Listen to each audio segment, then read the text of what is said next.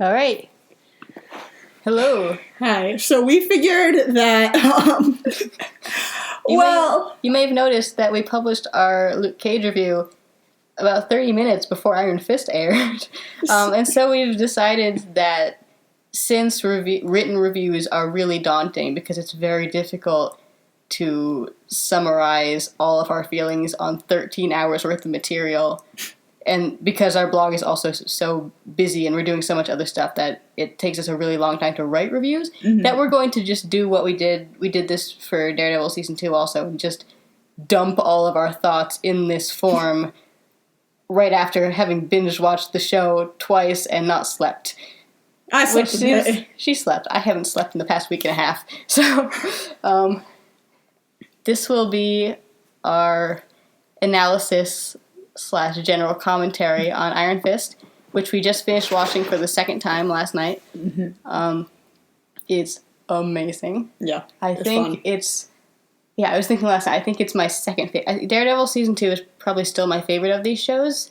As a completely unbiased Daredevil fan, I say that. But this is definitely, I think, my second favorite. As a completely unbiased Iron Fist fan. Yeah. No, but even, saying I rank it above Daredevil Season 1. So, yeah. I do love Iron Fist, but Daredevil is my favorite, so I think that says something. Once Iron Fist was Daredevil, that's pretty great. Yeah. At least someone's actually doing major climbing up dangerous, major dangerous stunts. Matt needs to do more of that. He really does. Yeah. But yeah. Oh, it's talking about in the comics, but that's okay. Oh, yes. I'm sorry. I mean that. Yeah. Danny was Daredevil for a while. For like 2 seconds. No, he was through the entirety of Civil War. He was Daredevil, and the entire time that Matt was in jail, and then left the country. It was must have been at least a month. But yeah. So if you haven't watched the show, first of all, don't listen any further because we're going to be spoiling the entire thing. But definitely watch it because it's a wild, wonderful ride. It's really good. It is quite a journey. Yeah. It has, I'm saying right off the bat, the best pacing by far of any of the shows. Yeah. Our local time zone means that we start watching at 3 a.m. and we finish at around 4 the next day, which is a terrible, it's a genuine all-nighter. And I did not feel tired once. I was completely pumped after the last episode. Yeah. And usually in these shows, you reach a point where you kind of start dozing a little bit, and you're not asleep, but you're not getting everything. I did not have any of those during this. I was just on the edge of my seat the entire time. No one had to get punched. Nope.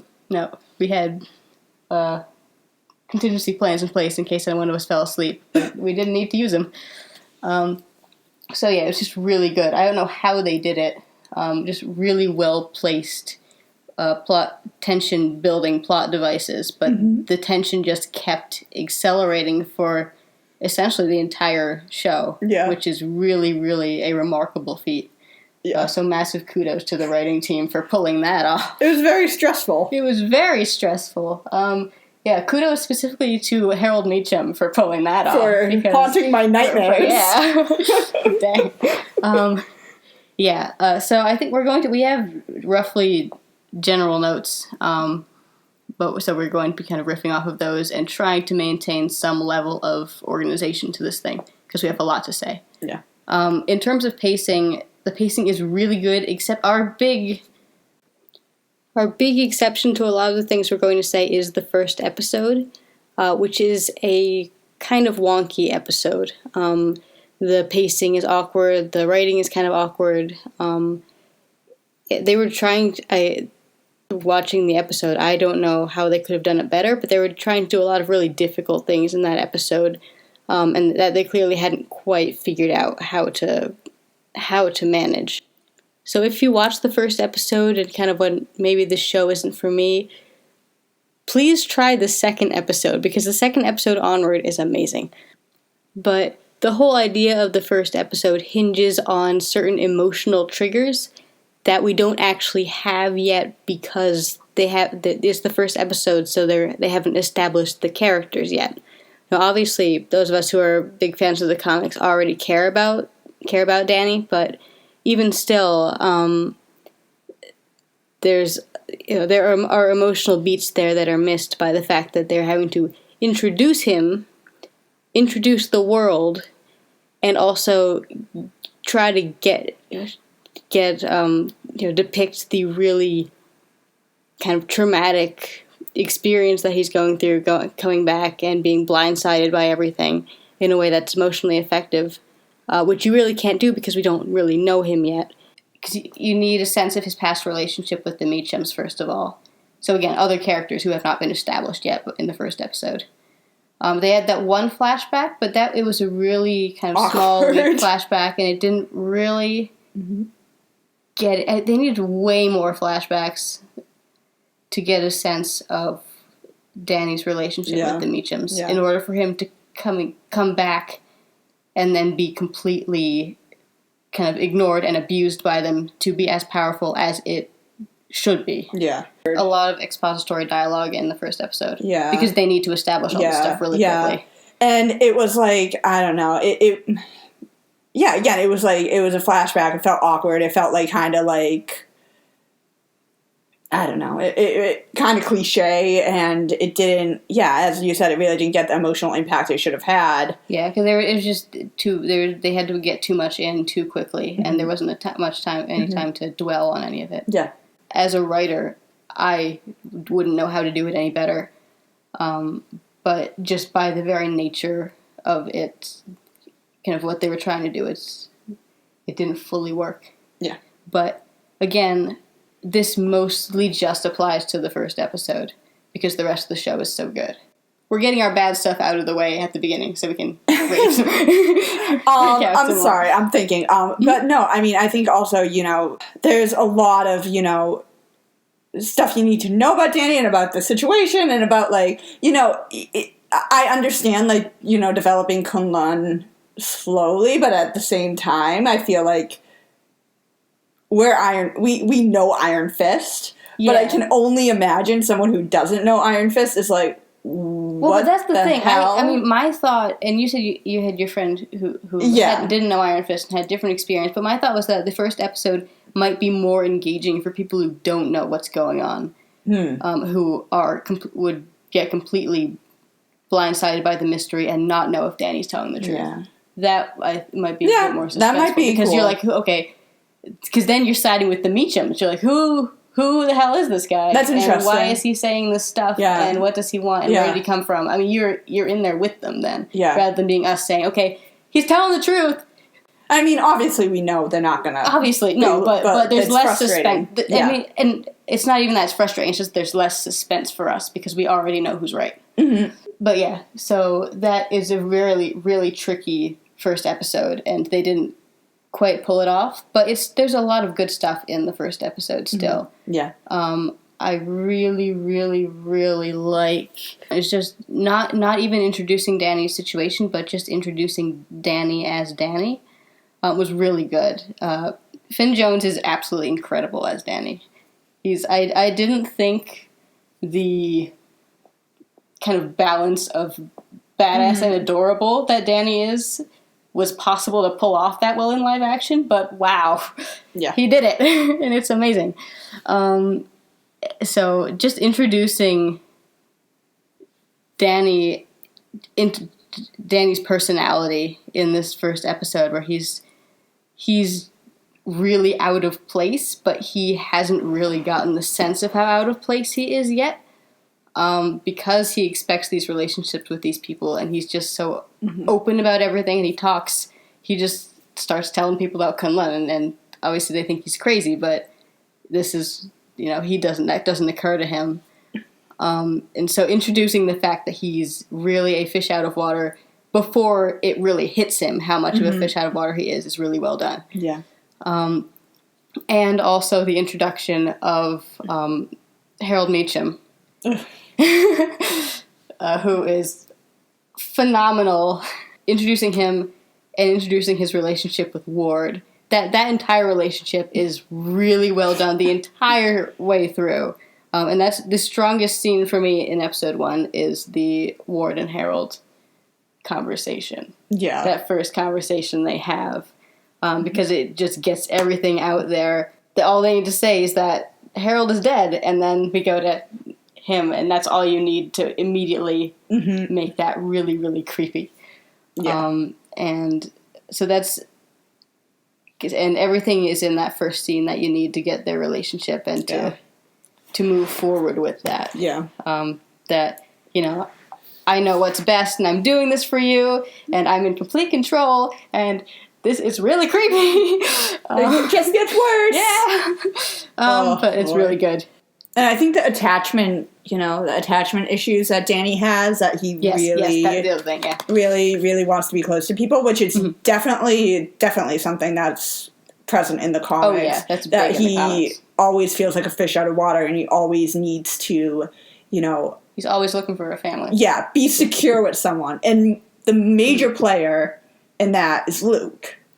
Well, actually, I mean, he's a major player. He is a major player. Colleen comes first. He clings to Colleen, then he meets Misty, and he clings to Misty, and then he meets Luke, and he clings to Luke. So and he clings to that group of friends. Yeah, and he has a hard time with any change in that, and which that's something I can relate to. Thing. Yeah. Which is, and that's another really cool thing that we're going to come back to, is that there's a lot of stuff in the show that is going on right now in Iron Fist comics.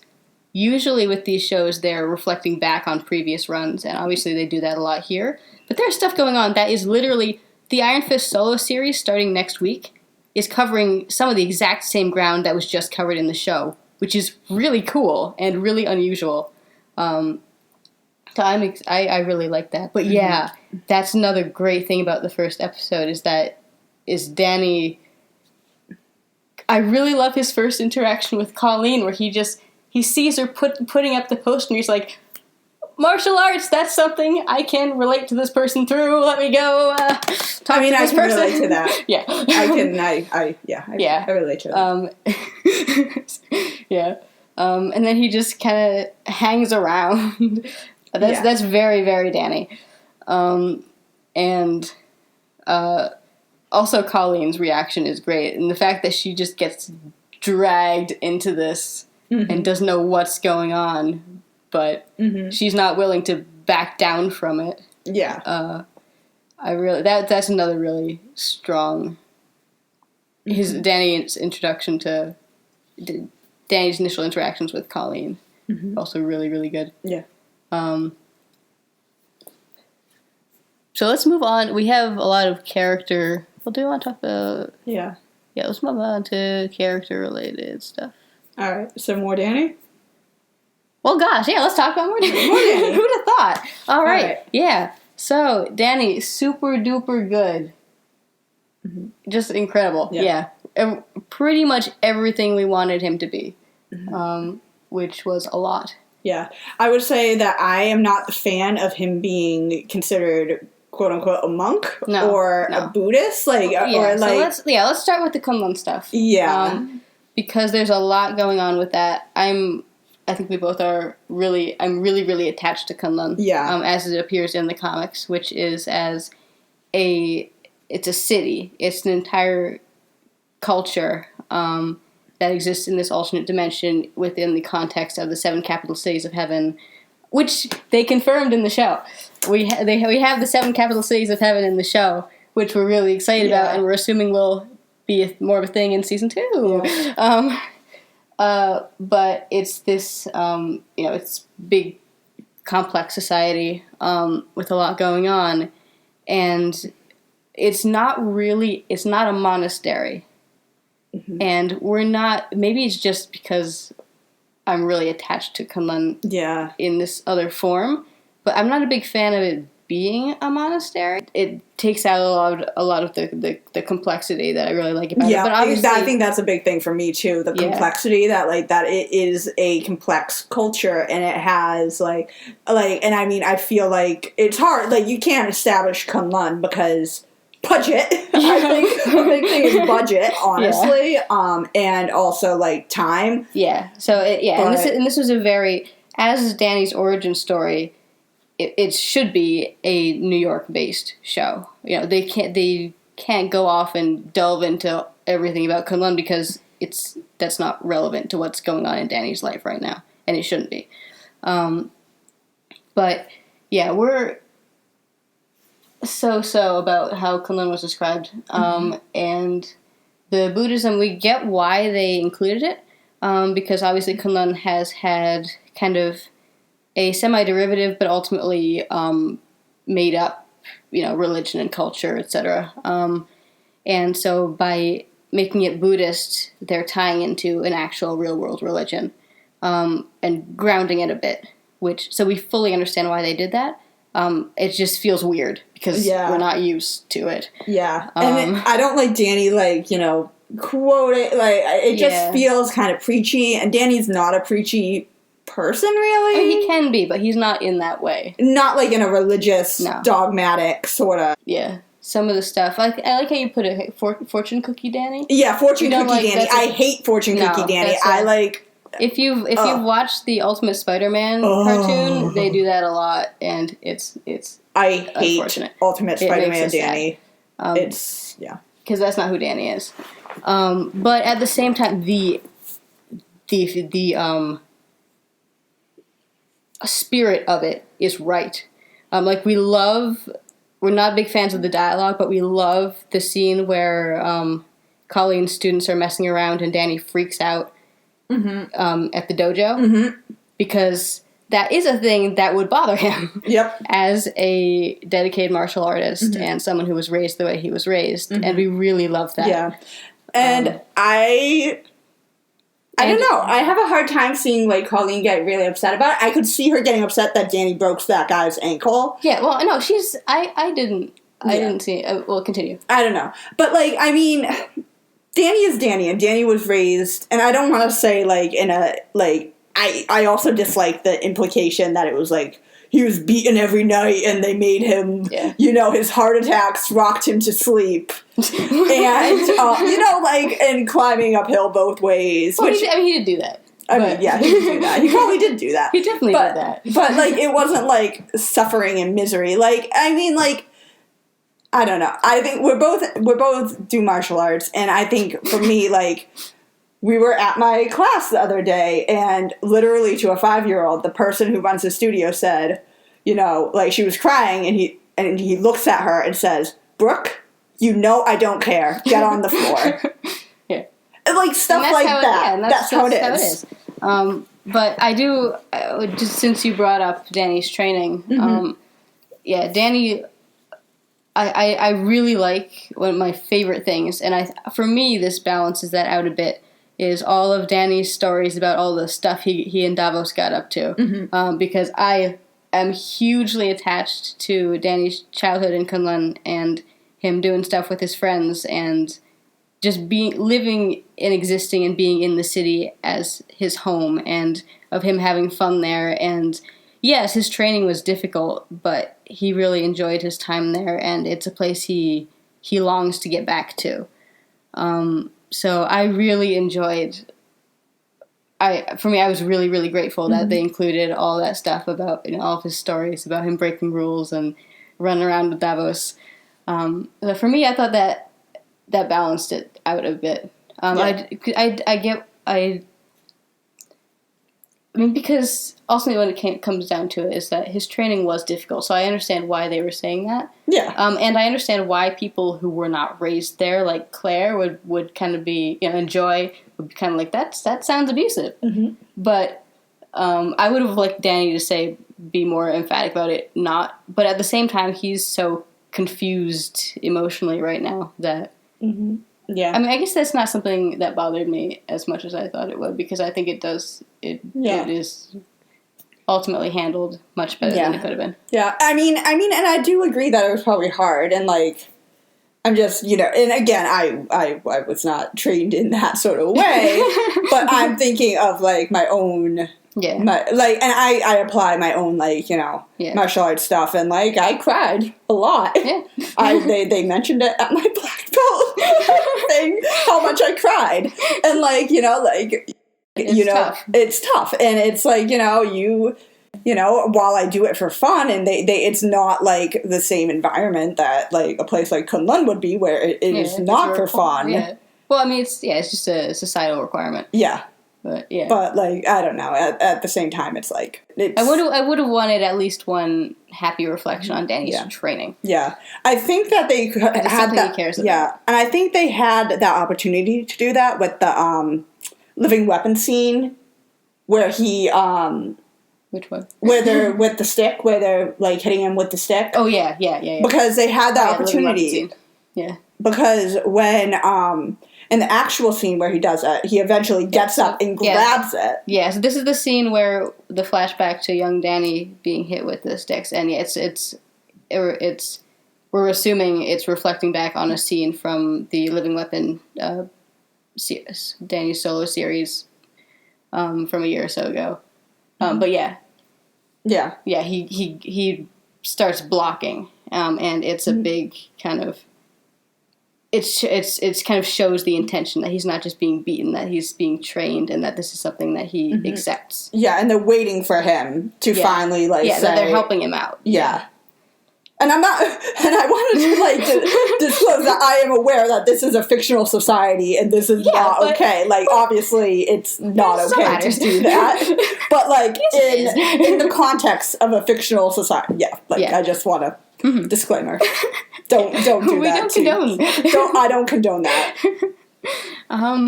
But yeah. Fighting style. How about fighting style? Yeah, we had a lot of high hopes for the fighting in the show, obviously, because it's a kung fu show. Because particularly when compared to the other shows, Luke and Jessica are bruisers. Luke in this universe does actually have martial arts training, which we really like. That's really cool. He doesn't have that in the comics. He's just prison kung fu street brawler. But yeah, here he knows prison kung fu. He can relate to Danny through his kung fu. But he's ultimately a bruiser. He throws people and he smacks people, and Jessica does the same thing. And Matt is very highly trained, but it's a combination of a lot of things. He throws in a lot of stuff there. He's very force against force based. He depends on his physical strength a lot. Danny doesn't. I would say more in the show than in the comics. In the comics, he's much more acrobatic. I agree, but since we're on the topic of the MCU, but Danny is just pure perfect technique. And we thought they did a great job with that. Particularly his very first fight, just when he's fighting the security guards, which we saw a little bit in the trailer and we were happy about. And seeing the whole thing, he's so incredibly relaxed. It's perfect. It's just, his fighting looks effortless, which it should. And it's really beautiful. And I really like Colleen's comments to Bakuto on watching Danny fight. Because that's how it should be. She says it's inspiring, and that's how it should be. Yeah, he's a master martial artist, best martial artist of his generation in his society, and he should look really good when he's fighting. So yeah, we were really happy with the fight scenes. Probably our favorite fight scene, and there's so many good fight scenes, is the one with Zhou Cheng. Zhou Cheng, which is... It's a kung fu movie fight. Oh, it's so just good. A long, drawn-out, badass fight. And it's... Yeah, one thing one note I made is that this show really takes the time to relish its fight scenes, which it should. And we're really happy that it does.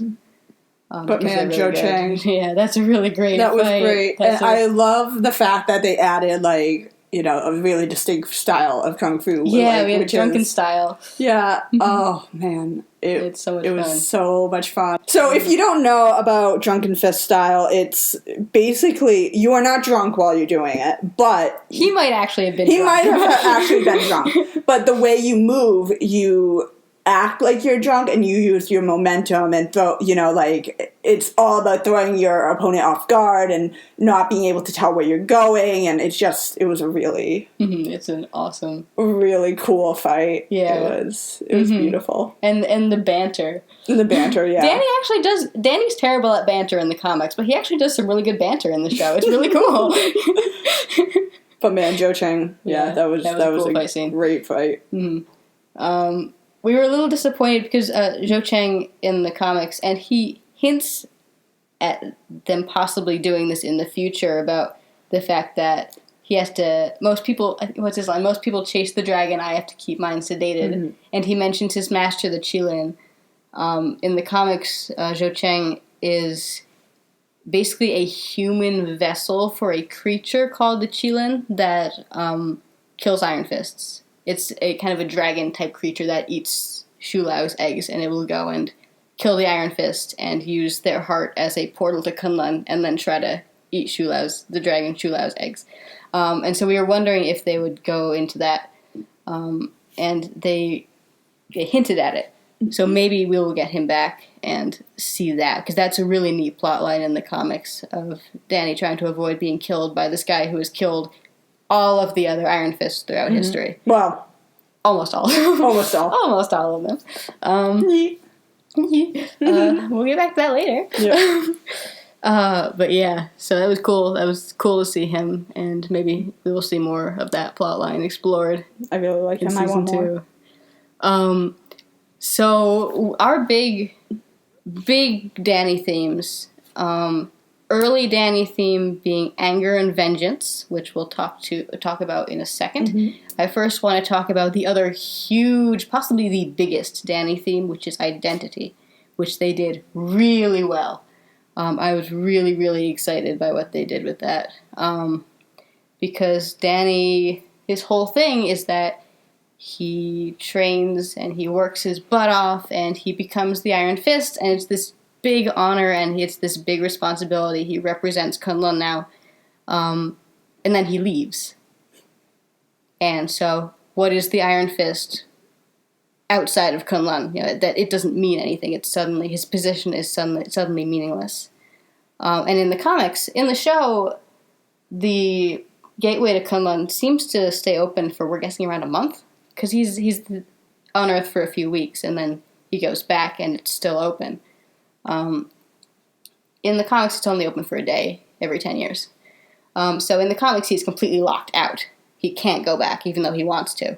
Mm-hmm. And so he has to negotiate his identity, because he spent so long trying to be the Iron Fist that he thinks of himself as the Iron Fist, and he doesn't really know who he is when he's not the Iron Fist. And in the comics, he goes all through all sorts of stuff. I really liked Madame Gao's comment, "You should buy a yacht." Because in the comics, he gets to a point where he says, okay, if I'm not the Iron Fist here, what am I? I'm a rich guy. What do rich guys do? Rich guys own yachts, I guess? So he buys a yacht, and he has no idea what to do with the yacht. He crashes it, doesn't he? No, he doesn't crash it. Oh, he doesn't? No, he actually doesn't crash it. Oh, wow. He names it Misty. Aww. But he ends up giving the yacht back, but that is the thing he does. So I liked, I'm assuming that was a callback to that, but it's just his complete kind of aimless, desperate search for meaning in his life. And I really liked how that was explored throughout the show. And with everyone saying, you're the Iron Fist, you need to be doing this. And you're the Iron Fist, that means you can't also be Danny Rand. And of Danny struggling with trying to be both. I liked the moment where he's talking, I think he's talking to Bakuto, but anyway, where he said, people are only ever interested in me as the Iron Fist. Yeah, that's Bakuto. Yeah, and as the idea that one of the ways he knows whether or not to trust some people, or he learns, is that the untrustworthy people want him as the Iron Fist. The people he thinks he can trust, who seem to really care about him, are interested in him as Danny. Which I really liked. I thought that was really powerful, and a cool way of getting into that. And then going into the fact that, because I'm hugely into not only just the dichotomy of having a civilian life versus being the Iron Fist, but also the idea that he's not a good Iron Fist, which is another really recent current thing in the comic. Well, I mean, it's something that's still being explored. It's not. It was introduced in Immortal Iron Fist. Yeah. I mean, there haven't been a lot of actually good Iron Fists. Well, that's the thing. In the comics, the role of the Iron Fist isn't as well developed, which is something that has always made me sad, and it's something I'm really excited that they solidified in the show. Because in the comics, the Iron Fist is not the enemy of the Hand. I mean, Danny has fought the Hand a whole bunch of times, but the Iron Fist is there to protect and serve Kunlun in whatever way is necessary. You know, Danny goes back one time and he leads the army. Another time he has to fight. There's this big tournament between the 7 capital cities of heaven, and all the immortal weapons from the various cities have to fight. So he has to fight in that to represent Kunlun. But it's just kind of an amorphous job, and a lot of Iron Fists leave Kunlun, which seems like a little bit of a dichotomy, because if you leave, obviously you can't go back, and you can't be there to protect the city. But part of it, there does seem to be an element of, well, you're expected to leave and go out and travel and gain experience, because a lot of them, a lot of the good Iron Fist even, they will leave. So it's a little bit unclear and underdeveloped in the comics. I really liked the fact that they solidified here that the Iron Fist is there specifically to protect Kunlun from the Hand and to stand at the gate and to be there. Because that gives us a bigger sense of what the duties that Danny is neglecting. He's not, because in the comics that's not really a thing. He's not, he is, it's not a big thing. It turns out to be a big thing because Kunlun gets attacked and he's not there. But it's not this giant, oh, you're a terrible Iron Fist because you left thing in the comics. But I do like that that's a thing in the show, because it emphasized how, the fact that he is not exactly doing his job is something I really like. And also the fact that he didn't get his full training, which is huge and a lot of fun. We're really excited about that. Yeah. Because that's also a thing in the comics. Yes, there's a lot of questions about that. Yeah. So, in the comics, Danny doesn't power up fully as the Iron Fist for a long time for one reason. Two reasons that are all as the result of one reason, which is that the previous Iron Fist, Orson Randall, was a giant failure. He ran away from Kunlun, and not only did he run away from Kunlun, but he stole the Book of the Iron Fist, which only Iron Fists can read, which contains all of the specific special Iron Fist techniques for using the Chi of Shulao. So it's kind of important. And so Danny doesn't have that when he becomes the Iron Fist. And also, Orson is still hanging around, so Danny doesn't have access to all of the Chi he could have, because Orson is still using it. So he's a very weak Iron Fist for a while, and he's at that same level in the show. Mm-hmm. He can only use the Iron Fist once or twice a day, because it drains his Chi, it tires him out. When he heals, I really like him not knowing that he could heal, because that's another thing in the comics. He has no idea until he really needs to use it. But when he heals, it's really painful for both him and the person he's healing. And then he just passes the heck out. I love that. He's just out.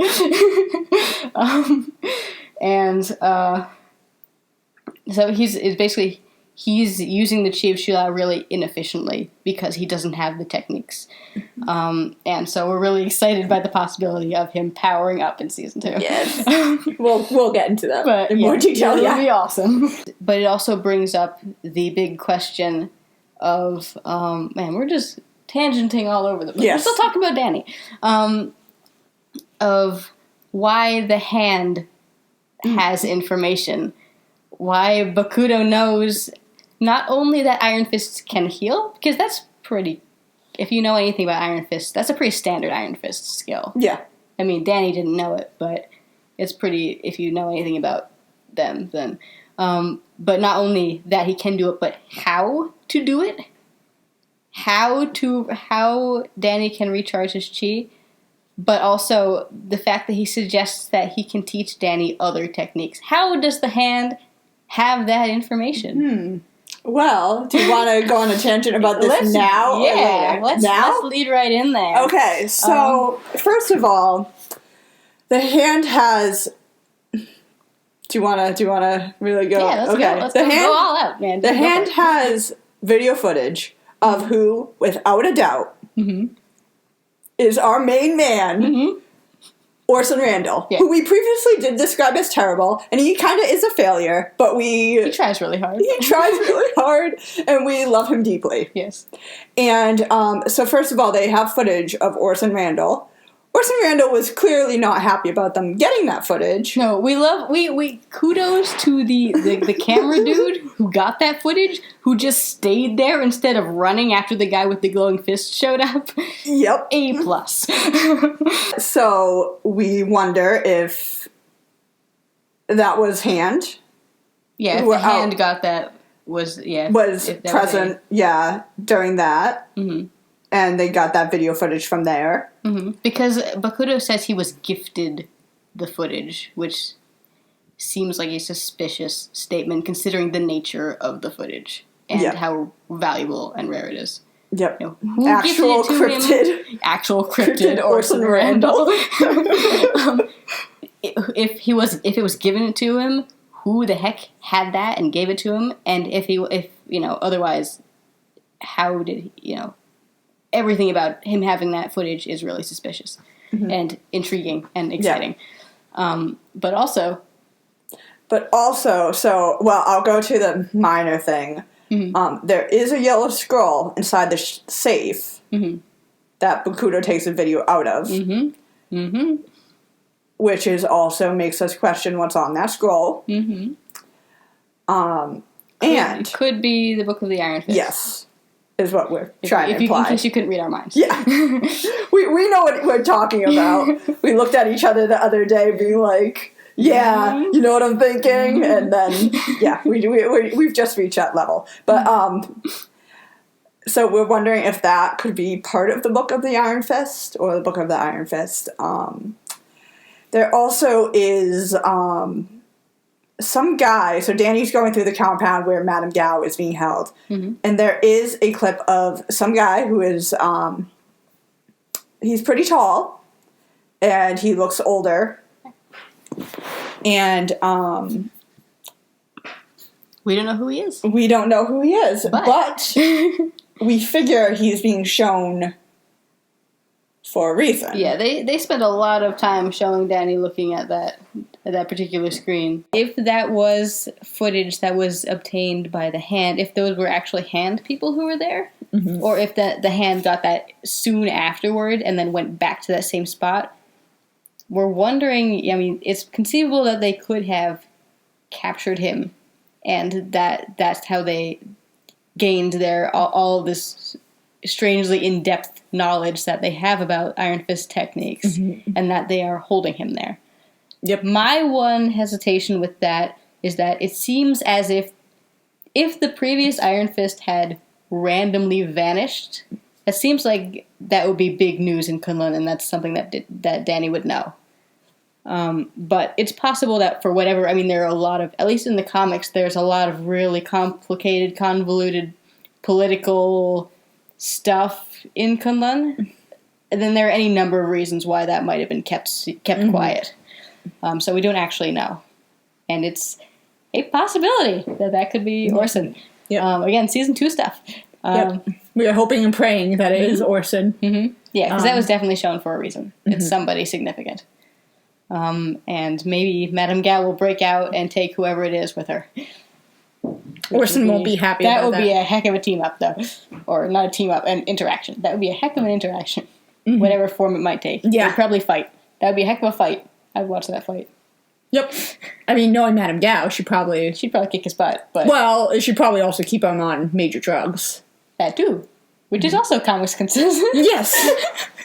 This long tangent, let's steer it back to the other big Iron Fist theme, which ties into the identity theme, particularly in this show, which is vengeance. Anger and vengeance, which we didn't think they were going to do. And then they did it, and it was awesome. So in the comics, Danny comes back specifically, self-aware, wanting to murder Harold Meacham. because in the comics, the plane crash is not a thing. There's no subterfuge. Harold literally pushes Wendell off a cliff, and then abandons Heather and Danny in the mountains. So there's no secret about who was responsible, and Danny cannot let go of that anger and frustration of having been there and having let Harold walk away. I mean, obviously he was 9, so there was nothing he could have done at the time, but he will not feel comfortable with his life if knowing Harold is still around doing stuff. And he builds up over time this image of Harold as this kind of monster who needs to be put down, and then he charges back to, he abandons his home, which he knows he might never be able to return to, for the sake of getting Harold out of his mind and out of his life. But here in the show, obviously, since the situation is different, since Harold is not obviously responsible, all of this gets a bit more complicated. Yeah. And I really like how they do it. Because I figured that would be a thing we'd find out right away, is why Danny got back. And I really like they turned it into a mystery that he doesn't know, and that people keep asking him, and he keeps trying to make sense of it himself and come up with reasons for it. But he's just, there's so much of an emotional tangle that he's going through that he doesn't actually know. Or if he does know, he is suppressing it like crazy. Yeah, which is implied. A big implied, yeah, because he thinks of Harold as family. And he needs, that first moment when he finds out Harold's alive is murder. Because we know that Harold is a giant creeper, and we're going to talk about the Meachums extensively in a bit. Yeah. Oh boy. But Danny starts crying, and he hugs him, and big thing that we love, Iron Fist hugs are never good. Bad hugs. They're bad, and we love that they did that in the show, too. Iron Fist hugs, there's a lot of, you can steal an Iron Fist chi by hugging them, grabbing them and absorbing the chi out from their chest, but in the form of a hug. You hug them. So I've always liked joking about Iron Fist hugs always being bad hugs, and then they had a lot of bad hugs in the show. So I like to think they shared that joke. But he's so grateful to have Harold back, and Harold says, Harold being a manipulative jerk he is. He's like, "You're home," and Danny's like, You don't know how long I've wanted to hear that, and it's really painful. Yeah. Because he's just he needs that so much, that he's willing to completely ignore all of the warning signs. And there are quite a few. Yeah. And even if it's implied that he's subconsciously aware that the plane crash was not an accident. And that, he's smart enough to put together the pieces subconsciously that maybe Harold could have had something to do with it, but he is just so desperate for a family, and for the people he thought of as his family to still be there for him, that he is able to. And I really, really, that's really powerful, and they did that really well. So we don't get the revenge quest at the beginning, and Danny. Cheerful, happy Danny being so excited and walking back into Rand is so priceless that I love that. And I love the fact that when you get down to it, it circles around to the revenge quest. That's always what it was, but that we didn't know that was what it was.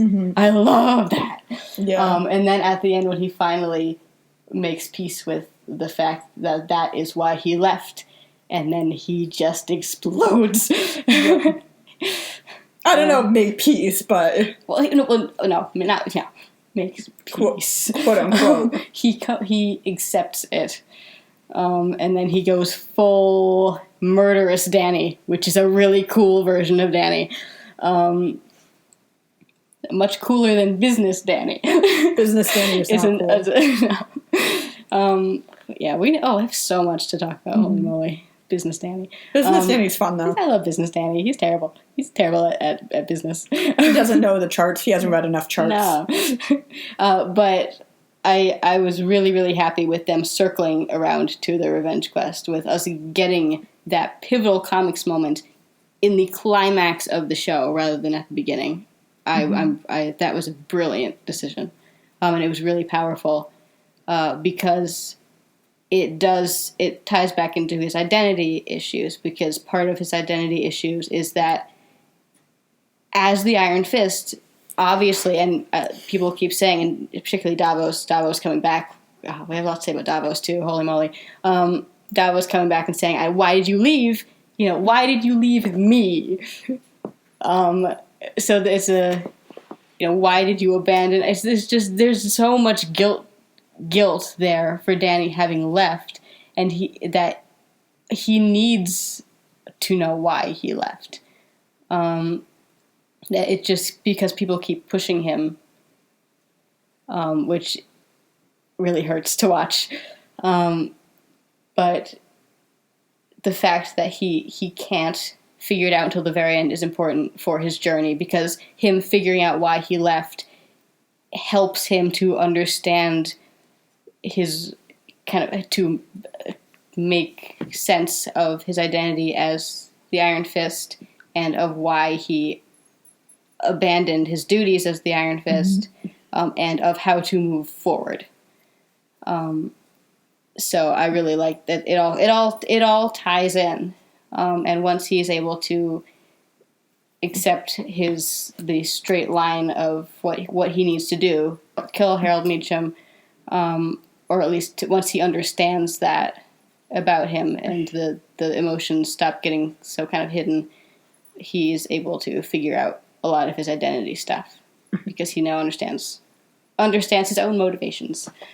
So that was really powerfully done, and I really like that. And while we're on the subject, this is going to lead to another giant tangent. But the moment when there's a lot of interesting stuff, specifically around his desire to kill Harold, and I really liked Colleen's comment that if you kill Harold Meacham for the wrong reasons, it might corrupt your chi. I thought that was a really interesting comment. And the fact that when Danny's about to do it, he has that flashback to fighting Xu Lao, or when he's about to fight Xu Lao. Shut up! And he says, "Wait, I've been here before." I thought that was really, and I actually didn't get that the first time, possibly because I was so crazed about seeing dragon. See the dragon! I read that moment as, and let me know if you interpret it differently. We've talked about this a little bit, but of him recognizing that moment as a crossroads, where he needs to stop and think if this is what he really wants. Where he once again is finding himself in a spot where he is doing something to suit an immediate need without really thinking it through, and where he realizes that this is going to have giant consequences for him, and he needs to make sure he does the right thing. Not to imply that he doesn't like being the Iron Fist, which is another big thing, because there's a lot of that goes into it too, because part of his identity issue is he left, and he doesn't know, he didn't complete his training. Feels like a failure. Becoming the Iron Fist didn't suit the immediate need that he hoped it would, and so he's very conflicted about being the Iron Fist, but he's also very proud of being the Iron Fist. So it's not that he regrets becoming the Iron Fist. He just another part of his journey in the show is figuring out what it means to be the Iron Fist. And so by the end of the show, obviously that's not a thing he regrets, I think. No, I agree. Because part of his fear was that everyone kept saying that you can't be the Iron Fist and Danny Rand at the same time. And at the end of the show, his big moment, I am the Iron Fist and I'm also Danny Rand, and that's possible. Allows him to make peace with the fact that he can be the Iron Fist and not lose himself,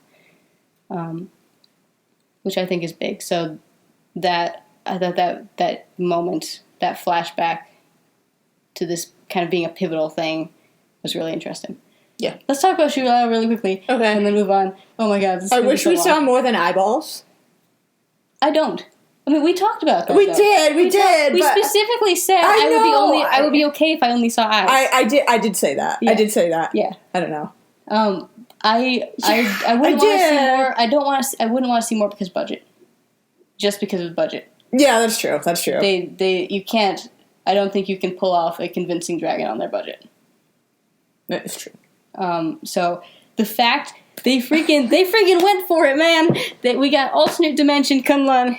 We got 7 capital cities of heaven. We got Freaking dragon. healing powers. We got freaking dragon. It's a freaking brand, man. It is a it's brand. a brand. They Yep. did that. I never imagined they did that, and I would have been okay if they didn't do that because it's such a weird bit of world building, but they did it, and I'm so happy. It No, looks so I mean, cool. okay, so we did say that I'd be okay with seeing the dragon. I think what I was thinking is that if it was a more like, I don't know. More dramatic, maybe? Not more dramatic, but like, I get it what was you're very, thinking. what? I think I get what you're thinking. It was just like 2 pink eyes. Yeah, and it was just like, more. and I was like, okay, so that Didn't look scary enough. it like could have been like in the shadows and like had a more detailed eye, and Yeah. but it looked kind of like but- cartoony, and I was like, oh, okay. I will forgive them a lot for the fact that they went for it. Yes. I will accept whatever they give me since they went for it. Mm-hmm. I also love. Personally. I'm all for it, and I love that Davos is like, oh, it's a dragon. Yeah, I love that's what we were hoping for. We were hoping for casually dropping dragon into conversations. And then first people Danny being does like, it. What? Yeah, and then Ward's like, Danny was in here talking about a dragon? I mean... And then it's like not brought up again into Davos. Yeah, and Davos Davos. is like, yeah, it's a dragon. Dragon. And Claire's like, I love... dragons don't exist, and Davos is like, Why would you think that? I love that line. Why would you think that? of course I it's mean, a dragon. You got aliens attacked New York a few years ago, Claire. I mean... but yeah, I love that. Can I go slightly? First, I'm going to point out one of my favorite moments, which is something I was really wanted. Something I've had my heart set on Danny doing, which I cannot think of a moment when he does this in the comics, but I feel like he should. So I was really happy when they're interrogating Gao, and she's like, we have some. You're not prepared. Something. And he's like, he's really sassy about it. And he goes, you got something scarier than a dragon in a cave? And he was... Yeah. That was beautiful. I mean, if I had fought a dragon, I'd mention it every day. I'd throw it into casual conversation. I'd be like, by the way, hey. He killed a dragon with his bare hands. Never forget. I would, every moment of my life I'd bring that up. Can I bring up something? Go. I just want to say that I think that the planet that Madame Gao left in Danny's office, I think it was Kalians. Definitely Kalians. So there's a bit of Iron Fist world building that we didn't think they would include, but we're attached to it. It's the Hilfrey something pronunciation. Who knows about pronunciation for these things? But Kunlun in the comics it's in a different dimension, but it's also literally on a different planet. And the Hilfrey is the name of the planet, and it's also the name of the planet's main race, which is sentient plants. They look like kale. Who they will capture people and kill them and absorb their nutrients. And they're one of Kunlun's big enemies. And we didn't think they'd be in the show, but that plant looked pretty suspicious to me. It did look pretty suspicious. Yeah. That kale is going to come. That did not look like kale. Fight that. But yeah, so something I wanted to mention really quickly before, Danny's relationship to fighting, and which ties into Smug Danny, which is another high quality Danny. Smug Danny. We got a bunch of Smug Danny, but which is beautiful. Finn Jones has an amazing face, and he does an amazing smug face, and he does an amazing crying face, and he's perfect. And give him an Oscar. But Smug Danny, I love the line. Let's see if I can find it in the notes. It's in episode 2 when he's talking to helpful psychiatrists as opposed to other less helpful psychiatrists at that place. Only in the middle of a fight did I really come alive. I love that line. That is an ideal Danny line because Danny is a warrior. He's a fighter. He likes to fight. He is really good at fighting. He is really confident in his ability to fight, and he will fight at any possible opportunity. He's not a reluctant. He is a fighter. That's who he is. That's what he does. He enjoys it. When he wins that first bout in the tournament, we get that smug little smile from him. This is a big, huge Danny thing. He's adorable and wonderful and sweet, but he will kick your butt and he will be happy doing it.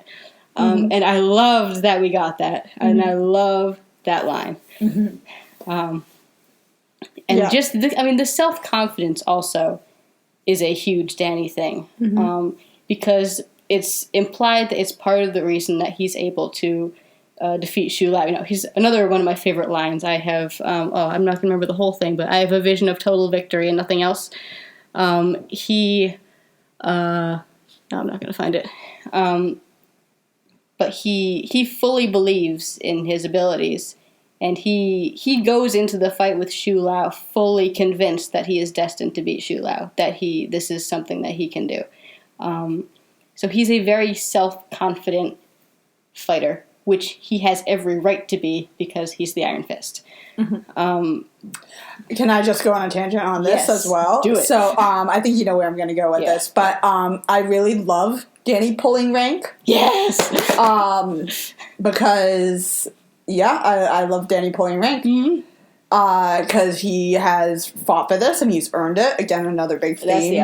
And and I love him, because he has, expectations of I earned this, I earned my role, and other martial artists and people should treat me as if I earned my role.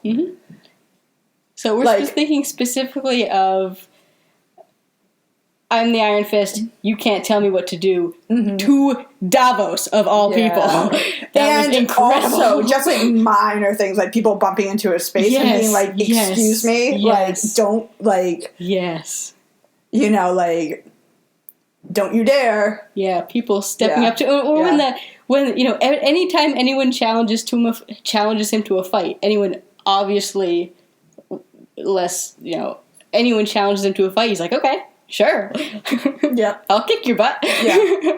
Let's do this. I don't know. And I feel like I'm going to frame myself as a terrible person, but I also kind of relate to that.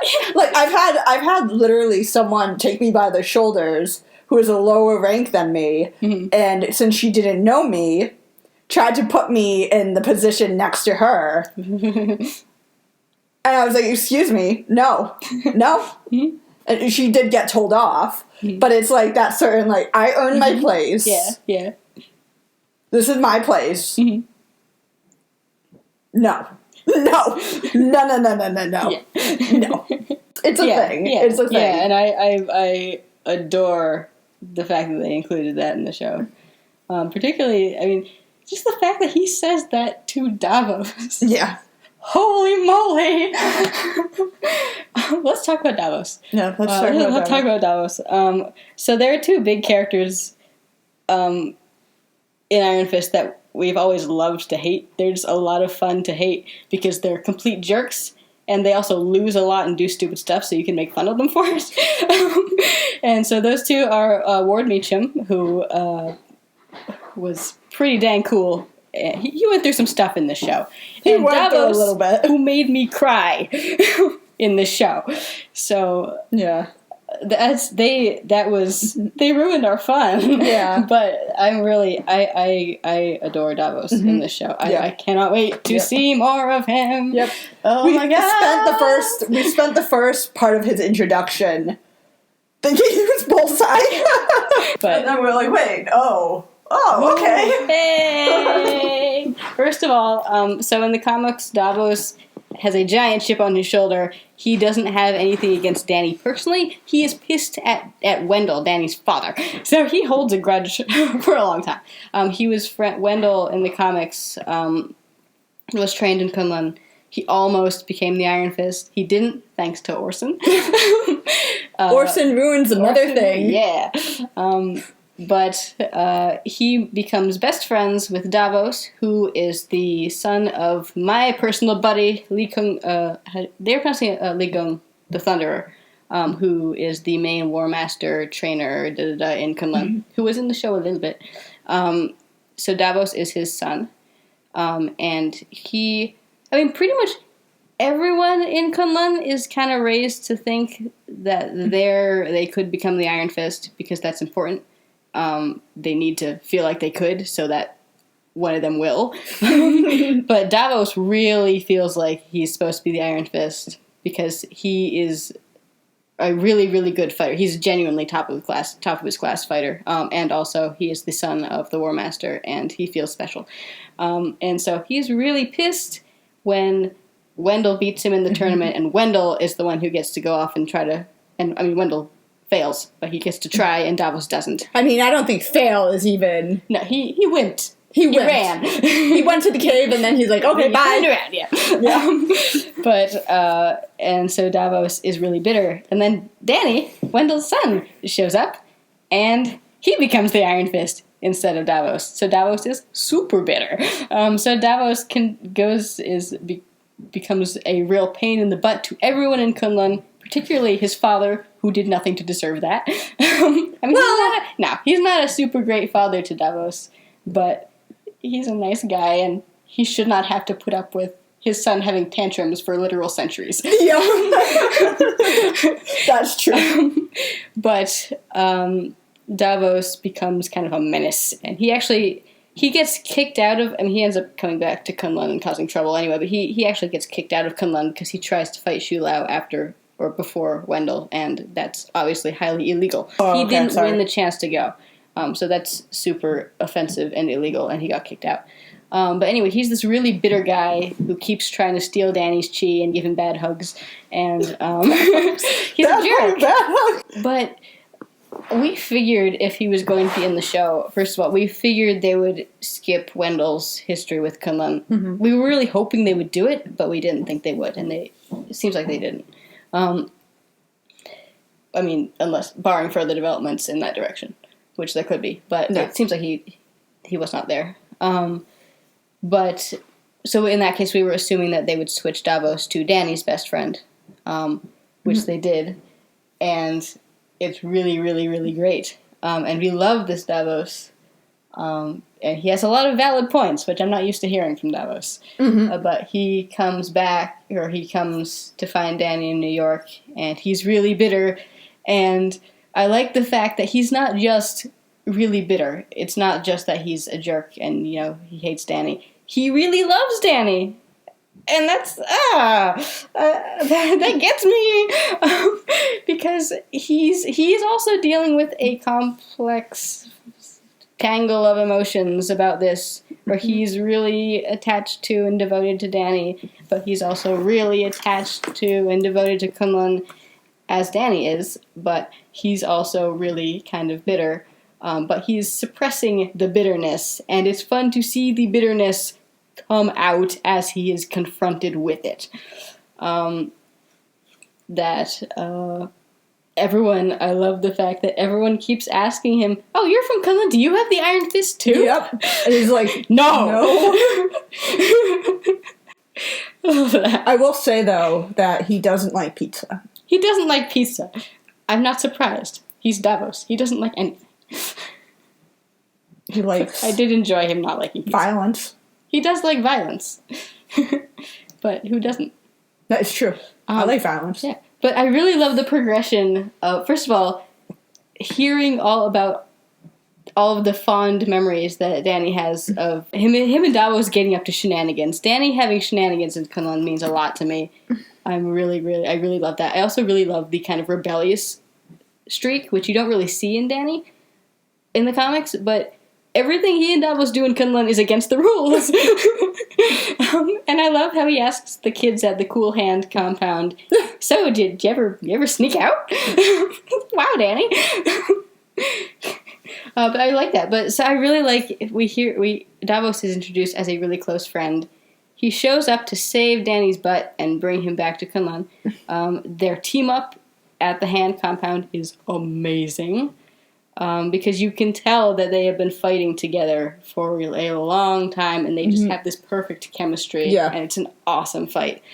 And I love the progression from Davos going, here, you need to come back for your own good, and because I miss you, to, okay, I'm kind of angry that you left, to, I'm really bitter that you're the Iron Fist and you left. I love as he spends more time with Dany, the real, tell us how you really feel, Davos. Yeah. The feelings come out. And I love that progression, that we don't just start with Davos being a jerk like we do in the comics. That we start with their really close relationship, and then we get all the complicated feelings that Davos has about it afterward. And Dany's complicated feelings, because he really likes Davos too. They're best friends. And in that their fight post Colleen's fight with Bakuda, which is also, we haven't talked about oh my god, this is gonna be so long. But their fight, that fight wrecked me.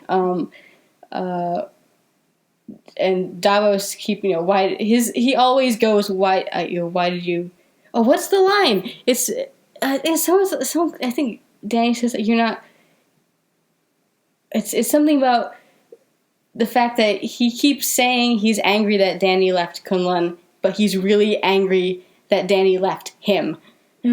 Thank you for doing that to me. That's really painful. The fact that there is the personal element to the relationship, that it's not just Davos wanting the Iron Fist, that it's him being betrayed by his best friend, adds so much more to their relationship, and I love it. Yep. And it made me cry. And also two final things about Davos. Oh, okay. No, actually, we're going to specifically talk about setup stuff they've set up for Season 2, which I need right now, and the Defenders, which I also need right now. But really interesting thing is that, oh my god, we haven't even talked about this theme yet. Okay. Dany's theme of, I earned my position. I was an outsider. No one expected much of me. I worked my butt off, and I earned the Iron Fist. Of that being a big thing. And then Davos coming and saying, he was chosen, I think they made a wrong choice. Of him implying that it was some kind of biased decision. Which is very a Davos thing. Yes. Yeah. He's like, you've always liked him better than me. You picked him and you didn't pick me. How dare you? He's like, Davos, you lost the tournament. You're not as good. But I love that. I love that, because that's a really Davos thing.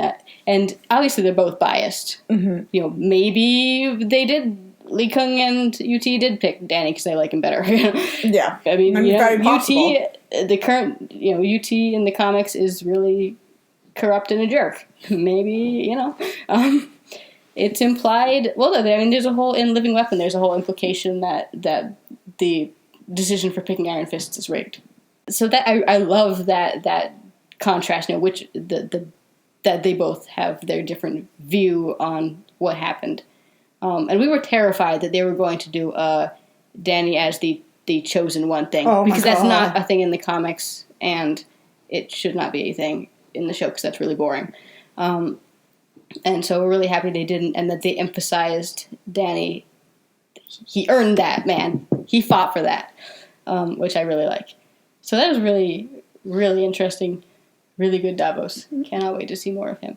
Let's talk about Colleen. Okay. We need to talk about Colleen. Yay. We love Colleen. She's super great. We love the fact that she ends up in this situation just completely. She just gets dragged, just bodily dragged into this situation. Like, random dude walks up to her and starts talking to her, and then starts showing about her dojo. And she's like, please leave. Yeah. And then the Meacham starts showing up, and she's like, please leave. Excuse me. I'm trying to teach a class here. I love that. I find that really funny. Yeah. But we've talked before about Danny's attachment and the fact that he just kind of clings to her and doesn't, because he needs somebody.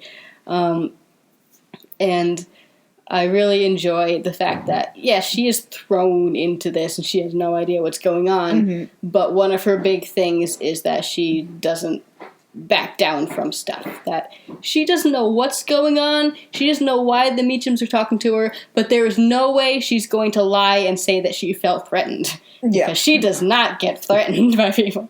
I really liked that. The aspects of, or she's the theme of her feeling always underestimated and disrespected, and kind of looked down on, and that the fact that she therefore refuses to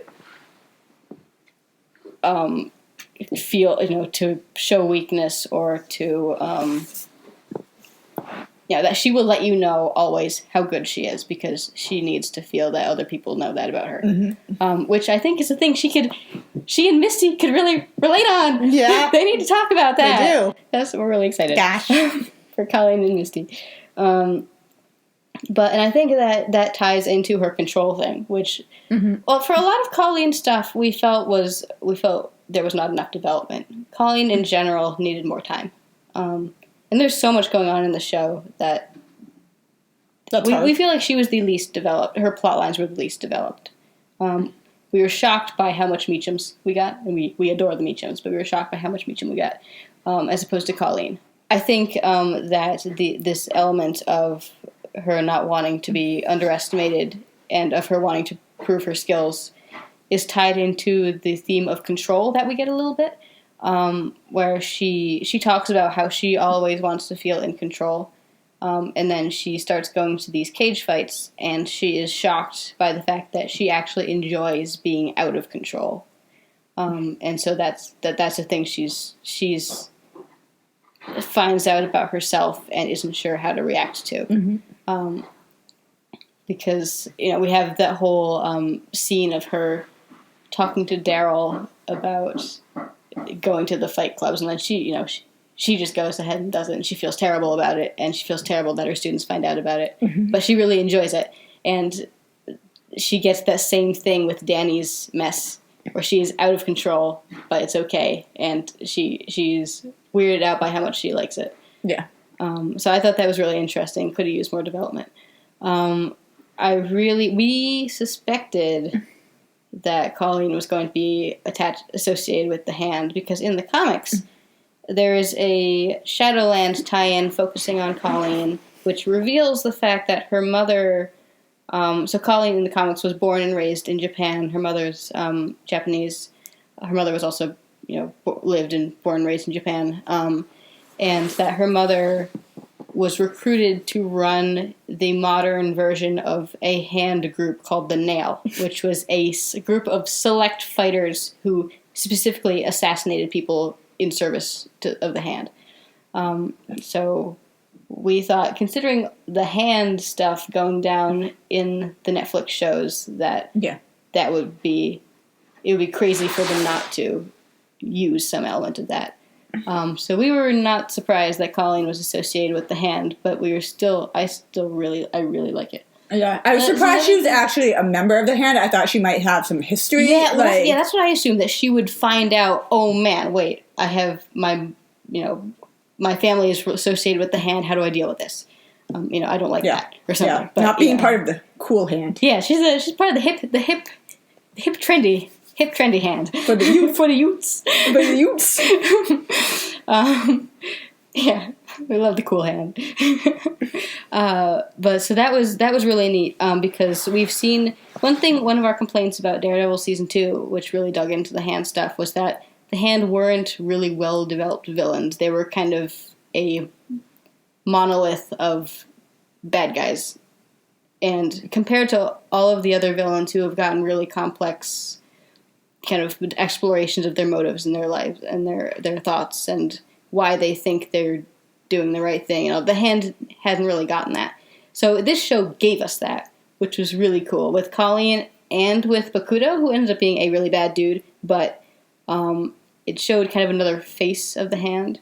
And even with Madame Gao, with some more of all the further development we got with Madame Gao, but particularly with Colleen, the idea that of why someone might join the hand and of how the hand gets to you, because she is really devoted, even after everything. Danny gets freaked out and pissed and leaves, and everyone tells her about, and she finds out about the hand doing all this bad stuff. She is still devoted to her family, another big theme in the show, up until the moment when they try to kill her and drain her of her blood. Presumably for beast-related activities, as we saw in beast-related extracurriculars. I bet they have, like, in the Cool Hand, they have, like, sign up for some beast-related extracurriculars. Oh boy! But yeah, so that was really neat. Putting a face on the hand, and ultimately, of course, she doesn't. She rejects them. But even just getting us some insight into how easily the hand recruits people and how they interact with people in more ways than just sneaking around and killing people. I think and also making. I don't know how I feel about Madame Gao being related to the hand still, but I feel like, even putting factions within this enormous organization. And having it complex and infighting and, infighting. Yeah, I love that. Yeah, it complicated the whole situation. They're not just a group. They're different hands, and they work against each other. And there might be a right hand and a left hand. Yeah, a right hand and a wrong hand. But that was really cool, the further exploration of that group, which ties into, let's talk about Colleen and her students. So we got really big Thunder Dojo vibes off of Colleen's dojo. In the comics, at a certain point, Danny and Misty move in together into an apartment in Harlem, and they start up a dojo called the Thunder Dojo, which is a place where local kids can go. It just gives kind of local low-income kids a place to go after school, and it supports them. It's obviously Rand Corp money, because Danny owns it, and it helps them pay for their school, and it gives them free lunches and dinners, and they can go and they get to learn kung fu, and Danny teaches classes there, and Misty does, and he brings in Colleen and Shang-Chi and all these. I mean, one thing that amazes me about the Thunder Dojo is that there's not a line out the door of people trying to train there, because freaking all the kung fu superheroes teach there. And Danny doesn't essentially have a secret identity, so it's like, hey, the Iron Fist is teaching kung fu classes at this little school in Harlem. He teaches yoga somewhere too. Yeah, well, that is secret though. That's secret. He does secret superhero early morning yoga for those in the know, which is awesome. But yeah, so the Colleen's dojo seems to be a derivative of that, which we really like, because it ties Colleen. Danny is an outsider coming in, and Colleen is also an outsider coming in, given her the fact that she spent her time in Japan, which again we would have loved to see more of. There's Jessica Henwick did an interview on the AOL Build thing where she talked about Colleen's kind of her grappling with the culture switches, where she is born in New York. She goes off to train in Japan, which is a completely different situation. She gets rooted in the Bushido stuff and learning katana and all of that, and then she comes back to New York, which is again a huge shift for her. And so Jessica Henwick, who plays her, had talked a lot about kind of the emotional toll this has on Colleen and the way she reacts to these culture switches. And we didn't really see that in the show. They didn't really dig into that, which I wish they had done more of. Because it's such a reflection, if anything, it's just a reflection of Danny's story. Yeah. Because Danny's doing the exact same thing. He's going through major culture shock. So that would have been cool. But Colleen ends up rooted in the neighborhood and takes charge of caring for all these kids who have been, who've fallen through the cracks of the system, and of helping them out. And I think that's I really think that I love Colleen's relationship with her students, which makes the fact that she then has to fight them later extra painful. Yep. And that's we're convinced Daryl's going to be back in a big way as an enemy, a angst creating and a member of the Hand. That's going to be bad. Oh yes. But so that was really cool, seeing Colleen, kind of focusing in on Colleen's relationship with her students and why she is training them, and how much she cares about that. How she's strict with them because she cares about their futures. And I thought that was really cool. She's not that strict with them. She's pretty pretty laid back. I wouldn't get away with anything. That's true. But I wouldn't get away with half the stuff that they do. That's true. But I mean, it has to be an inviting space for them. I feel like a lot of some of the more casual aspects of her dojo are because it's also a safe space that she's creating. True. I mean, yeah, I know. They have to be cool. I know. But yeah, so that was really cool. Yeah. Also, love. Again, we really wanted to see more. I really like when Colleen quotes the Bushido Code. So I wanted to see more of that. But I really liked when that kind of stuff comes into it. When I love her fight with Bakudo, and how I love Davos's comment. Danny wants to go out and help, and he says no. He's her sensei. This is her fight. I really like that. Yeah, and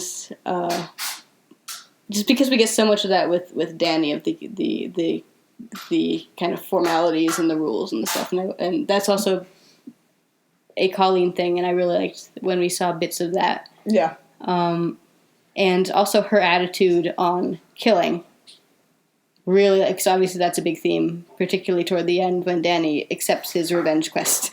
And particularly in relationship to Claire, where Claire is obviously freaked out by the idea that they're going to kill somebody, and Colleen's like, well, sometimes it's a thing that you need to do, and that's, and she accepts that, she doesn't do it, but she is willing to do it, which is an important Colleen thing. And I was really frustrated that she didn't kill Bakudo, but it makes perfect sense in the moment in character why she doesn't. Because this is her big, I'm rejecting the Hand moment. So if she'd killed him, it would have been a much less powerful rejecting the Hand moment, because that's what the Hand would have done. But I also really liked when Claire's like, Danny, you can't kill somebody, and Colleen's just like, well, I mean, his family was murdered, and he's the Iron Fist, and, you can't really, you don't know what you're talking about. So I really like that. Shall we talk about the Meachums?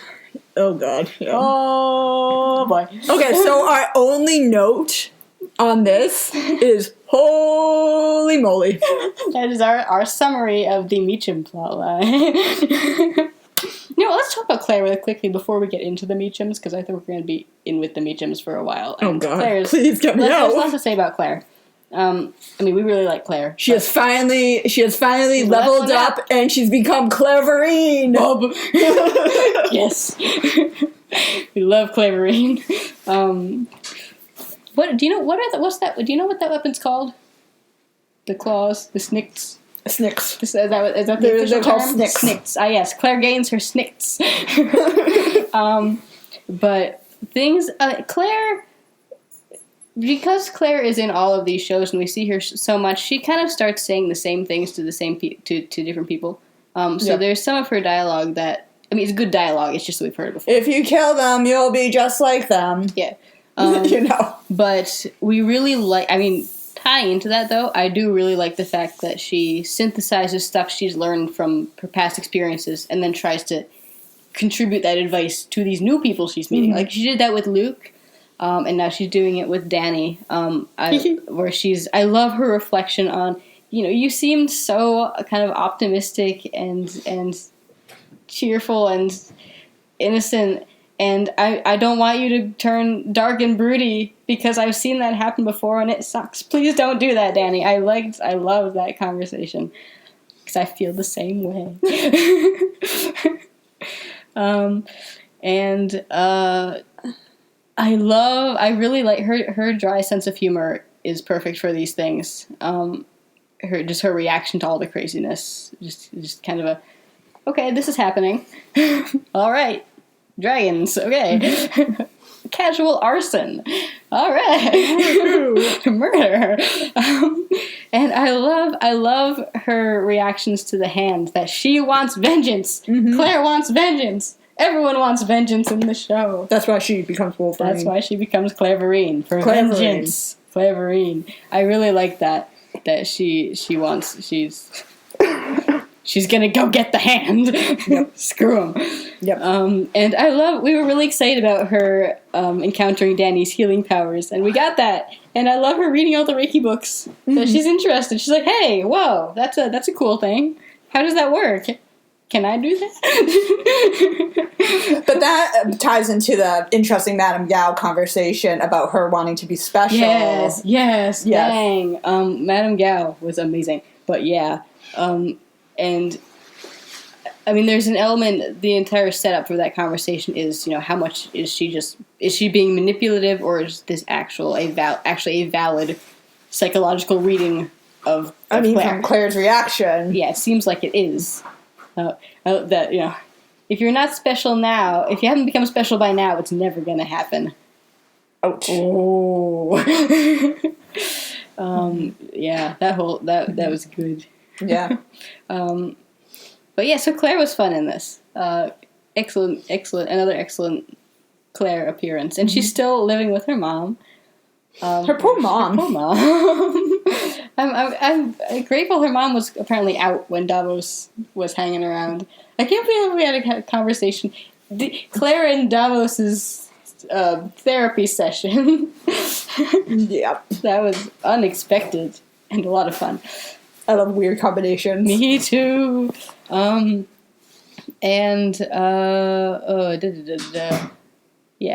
Claire was really great. What was the episode description? Claire finds a creative use for a credit card. Oh. Well, yeah, you know what? She does. That was impressive and really disgusting. Oh, and her going back to the hospital and having all that the awkwardness at the hospital. Mm-hmm. And the fact that the people at the hospital, they don't want her there, but they clearly still are willing to help her, which is good to know. And the fact that she's still in contact with Luke. Mm-hmm. And she gave Danny freaking wore Luke's shirt. Mm-hmm. Think about that for a second. Danny wore Luke's shirt. Like, wow. Okay, this is my God. Like any contact with Luke, but like Danny was in the same room as something that Luke wrote. That's basically talking to each other, right? They basically are friends already. They both know kung fu. They both listen to rap music. They both know. They have so much in common.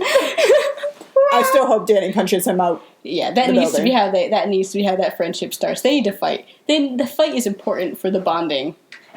They need to. I love that there was an interview the other day with Ed Brisson and the rest of the creative team for Danny's solo series that's starting next week, and he said a great summary of Luke and Danny's dynamic, which is the guy with the most powerful punch and the guy who can take the punch. So you gotta punch. You gotta punch, exactly. So they have to. That punch needs to happen for them to really realize how much they need each other. Let's talk about Meachums. Oh boy. The Meachums. We did a post in our countdown about the Meachums, and we're like, oh boy, the Meachums we love the Meachums, and they don't have enough screen time in the comics, and we can't wait to see some dysfunction. But oh my god, we had no idea. Oh boy. This is the most dysfunction I have ever seen in my life. I know you probably see more dysfunction than I have, but I don't think I've seen that level of dysfunction. You haven't seen creepy dads coming back from the dead? You haven't seen that? I've seen some creepy family dysfunction. We haven't gotten there yet. Oh, okay, yeah. I was curious. But yeah, wow. We were amazed by how much Meachum we got. The Meachums were giant in this show. And they were a huge part. I mean, they did a lot to keep the tension going, which was a brilliant. Harold's entire being was a brilliant storytelling move, because anytime he's in a room with anybody, the narrative tension just leaps through the roof. Because he's so threatening and creepy, and so easy. There's so many people who don't understand that. Yeah, it's basically just Ward looking uncomfortable anytime Harold's around anybody. But yeah, wow. No boy. What can you say? That was terrifying. We were not expecting psychological horror in the show, but boy, I was stressed out. Yeah, but just the whole concept. So Harold Meachum lasts for one issue.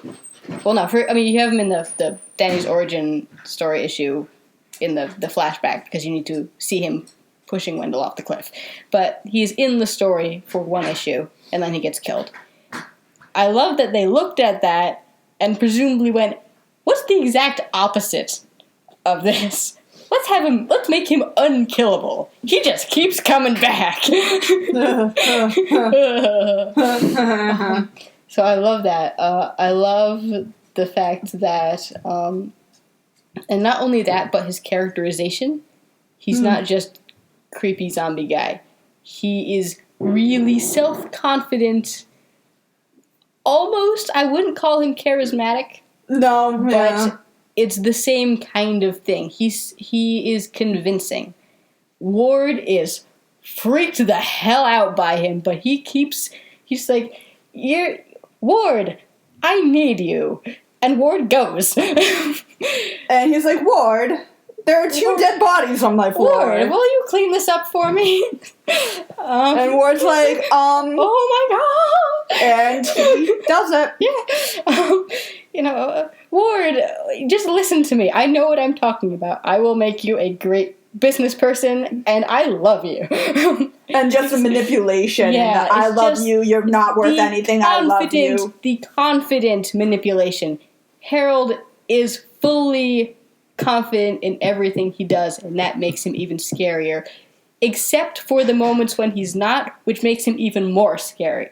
Like right after he kills Kyle. And he's like, wait a minute. Oh no. I shouldn't have done that.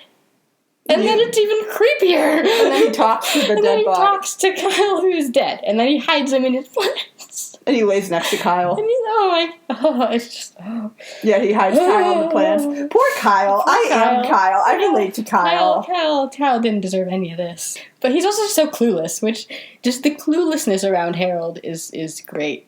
Kyle, and then also with Joy and Danny. Everyone except Ward, actually, essentially. Yeah.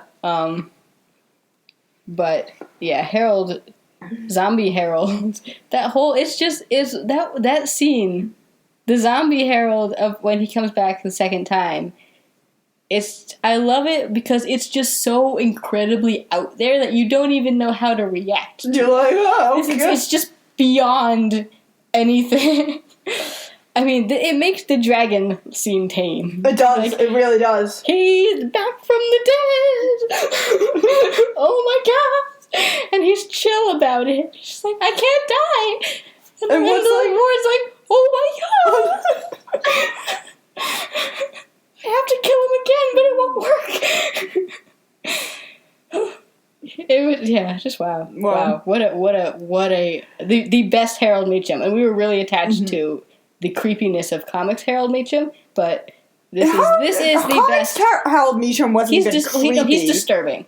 He's not. I find his "please kill me" really disturbing. Well, I mean, yes. Yes, but and his. I mean, yeah, I do. Back before I watched the show, and before I had a sense of what disturbing really meant, I found that disturbing. I mean, yes. Please kill me is pretty like. Yeah. But then there's. Like, it was more like, wow, he's... Yeah, it was a lot of fun. It was really, really... Danny's... The two issues of Danny going into the Meacham building to kill Harold are brilliant. With all the death traps. At the very end when Harold's setting up with the guys with guns, they're like, add a few more trapdoors. You might want some wolves. Yeah. Because in that... Stick in some, Yeah, in that issue, like, Danny in those issues... blows right through all the crazy... Because Harold sets up all these crazy traps, and you're like, wow, this dude's insane. This is really paranoid. And then Danny just blows right through them all, and you're like, oh, I guess he wasn't paranoid enough. And then, there's like, aren't there wolves? Yeah, there's wolves, there's a trapdoor, there's guys with guns, there's poison spikes, there's a shoot out the window, there's the guy he has trapped in the room. Yeah. It's insane. It's like imagine Indiana Jones, like, level... in an office building. Yeah, yeah. Yeah. An Indiana Jones level, like, sort of... Yeah, it's a gauntlet of death traps. Yes. Danny's just like, okay. Floor spikes, closing in walls, anything you can imagine. Yeah. But this is so much worse. This is so much worse. Oh my gosh. Where do we even go from? Ward. Let's talk about Ward. I didn't expect to ever feel sympathetic for Ward. We mentioned Ward is the other character we love making fun of because he's just such a weenie jerk in the comics. Mm-hmm. Ward. Ward goes through some stuff. And I still enjoyed kind of making fun of him. I still laughed at Harold's last words.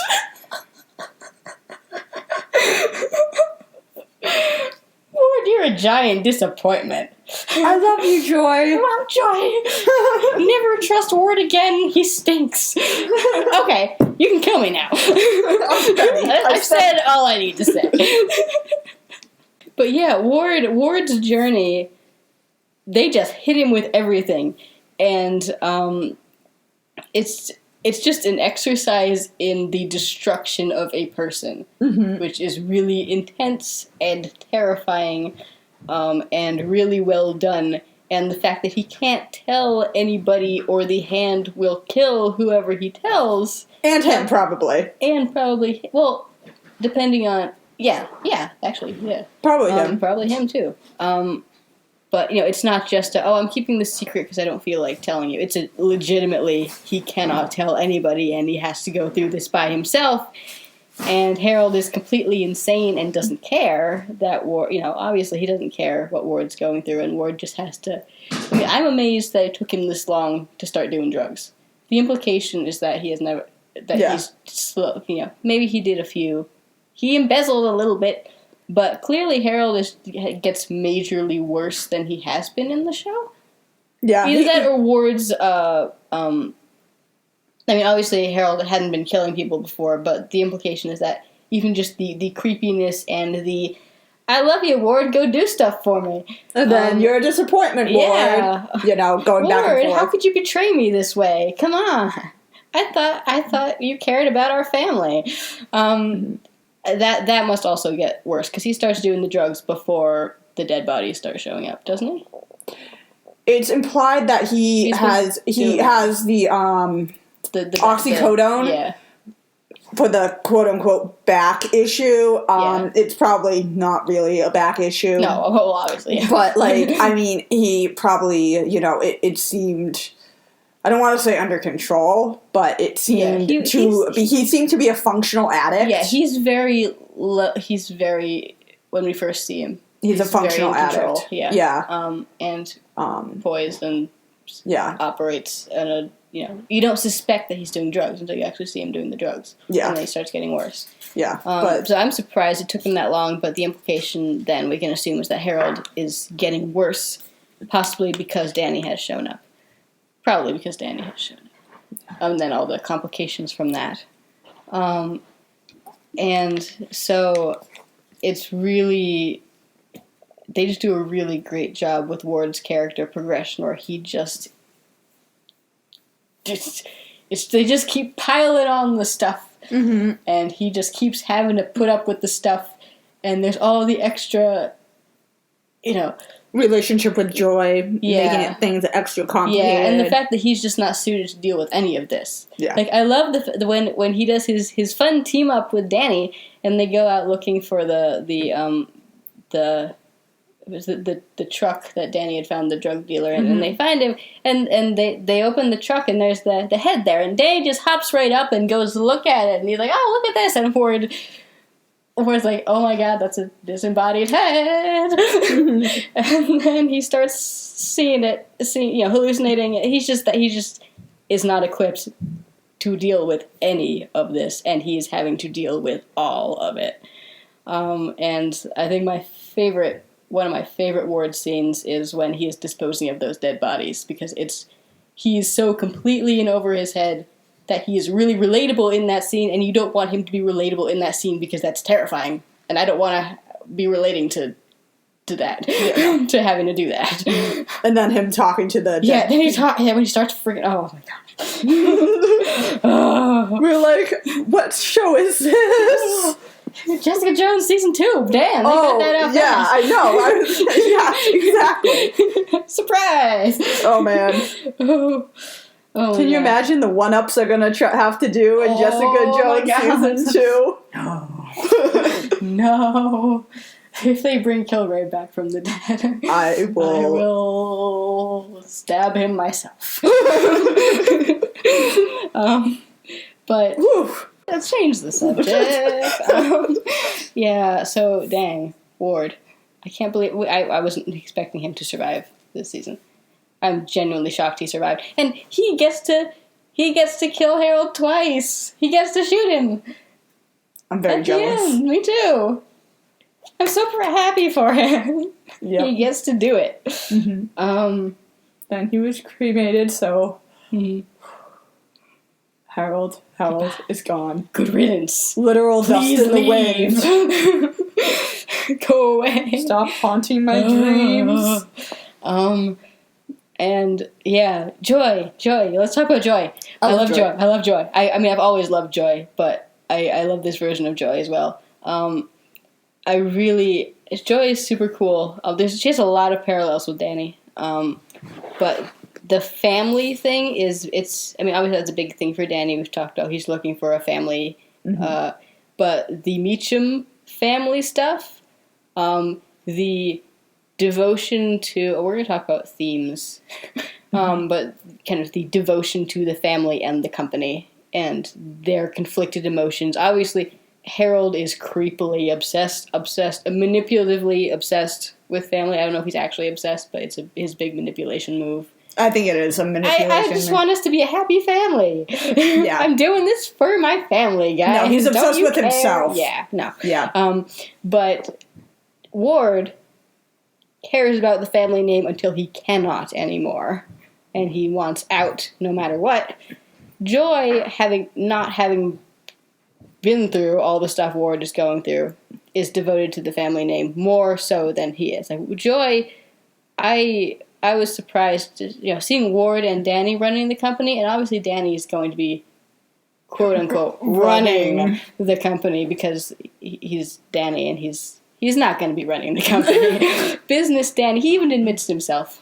Business Danny doesn't know business. Business Danny has not read enough charts. No, he has not assessed the market. I love that. I will always love that first scene, Jaren's babysitting scene, where Danny goes into the room and he's like, "Wow, my stickers are still under the desk. What do I do now?" And Jaren's like, "Business. I don't know, man. Business." Get more stickers. Dang, this room needs some. When in doubt. Yeah. Poor Jaren. But yeah, so Joy should be running the company. Joy is the business person, but she doesn't think that she is. which I really like. She looks up to Ward, and obviously Ward is doing stuff because Harold is telling him to do stuff, and so it's not really Ward. I mean, but Joy is in this kind of innocent position where she's not dealing with the creep for most of the time, or when she is dealing with the creep, she doesn't realize she's dealing with the creep until the last minute. So she can focus more on the company side, the emotional company side of, I might not have wanted to do this when I was a kid, but I need to do this because my inheritance is tied to it. Harold is awful. But also because she earned her position. There's that theme again. I love that theme. I love that parallel with Dany where she says, no one thought I could do this. I wasn't very good at it, but it's important to me. This company is important to me. My family is important to me. And I worked my butt off, and I earned this, and I'm not giving it up. I'm not going to stop fighting. This may not be my ideal life, but I'm not going to stop fighting for it. Big parallel right there. Yeah. I love that. And so she has the freedom also of having the business-related crises of consciousness, whereas Ward is so distracted by other stuff. But she's the one who really gets caught up in the, maybe Dany's right, maybe we're being kind of unethical here, and I realize why it needs to be done, but I don't like it, and that makes me uncomfortable. I really love her line where she's reflecting on the plant, and she's like, okay, this is definitely not something we're responsible for, but I wish it was my fault so I could do something about it. I love that line. That's, Joy. That's such a good, oh man. There's stuff there. And she does take responsibility for everything. She takes responsibility for the company. When Ward goes in, she finds him drugged up, she blames herself. Yeah. She said, I wasn't paying enough attention to you, and this happened to you, and I feel terrible. Which is no. Yeah. Which, yeah. Obviously not her fault at all. Yeah, no.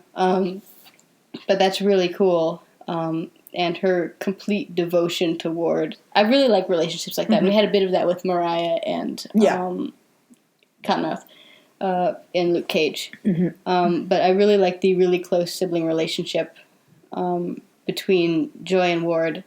Obviously, in the comics, Ward is Joy's uncle, and he's super skeevy and a jerk, and you don't like him. So this is a big change, but I really like it. And I think I want to reflect more on Joy. Joy's big... I wanted more out of Joy's big character moment at the end of the show, leading into what we're getting next season. Oh man. Drama. This is one of my favorite team ups. But Joy's first of all, where she realizes that what Harold is up to and what a creep, terrible person he really is. But also her decision to put the company first. Because she cares about Dany. Everyone else kind of goes back and forth on caring about Dany, and she kind of does too, but she cares about Dany much more and for much longer than any of the other Meacham. I mean, obviously Harold never cared, but much longer than Ward.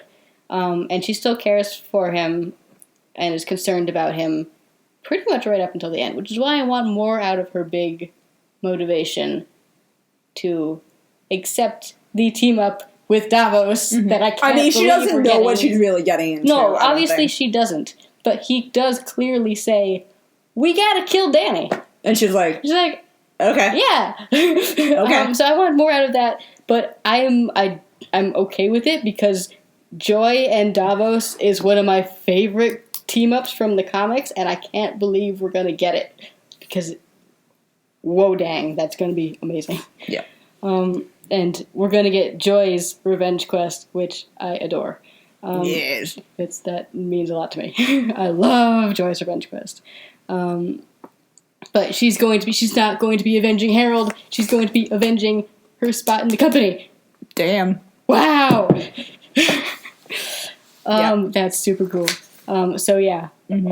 Lots of Meacham stuff that obviously it's just alright. Oh my god. Do you want to move on to let's move on to the Utes? The Utes. The cool. I mean, we've talked a little bit before about the Cool Hand They were I don't know what terrifying. we have to I was say like about the so cool creeped hand. out by them. I was really creeped out. But I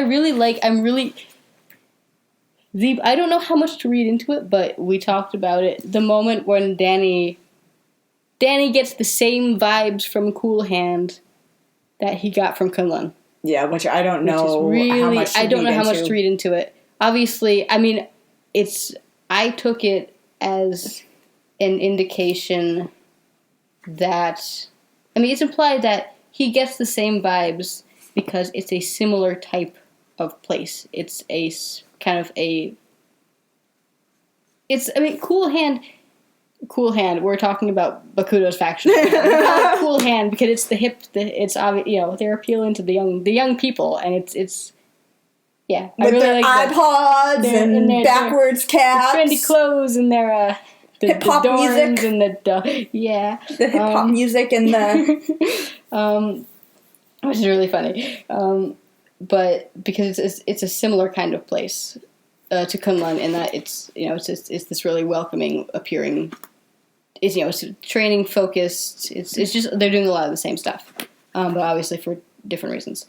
But I thought that was a really interesting line. Yeah, I don't know how much to read into it. Bakuto is great because I think reflecting back his early appearances, his complete confidence, his really calming nature is really suspicious. Yep. But you can get why people trust him. He's extremely charismatic and he appears trustworthy in every possible way. And I'm really interested in the fact that appearance-wise, and also actually in the way he speaks, he reminds me of Danny. He looks like Danny, and he kind of talks like Danny, and I'm assuming that was intentional casting. Or intentional, hairstyling or whatever.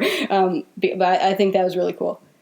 Which makes him seem extra kind of trustworthy, I guess, in a subconscious way. Yeah. He's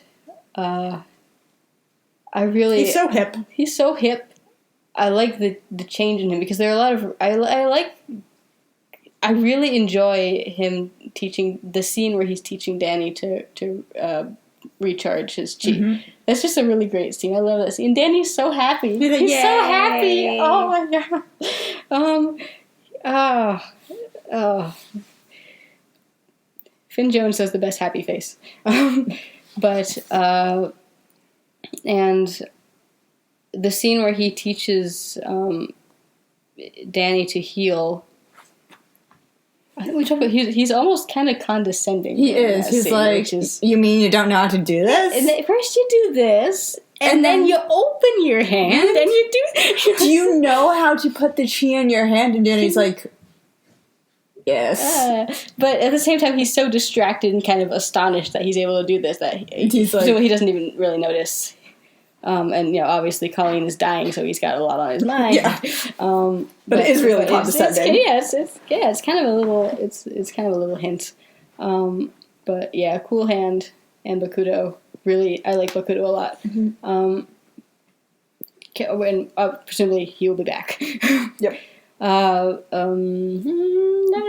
Jaren.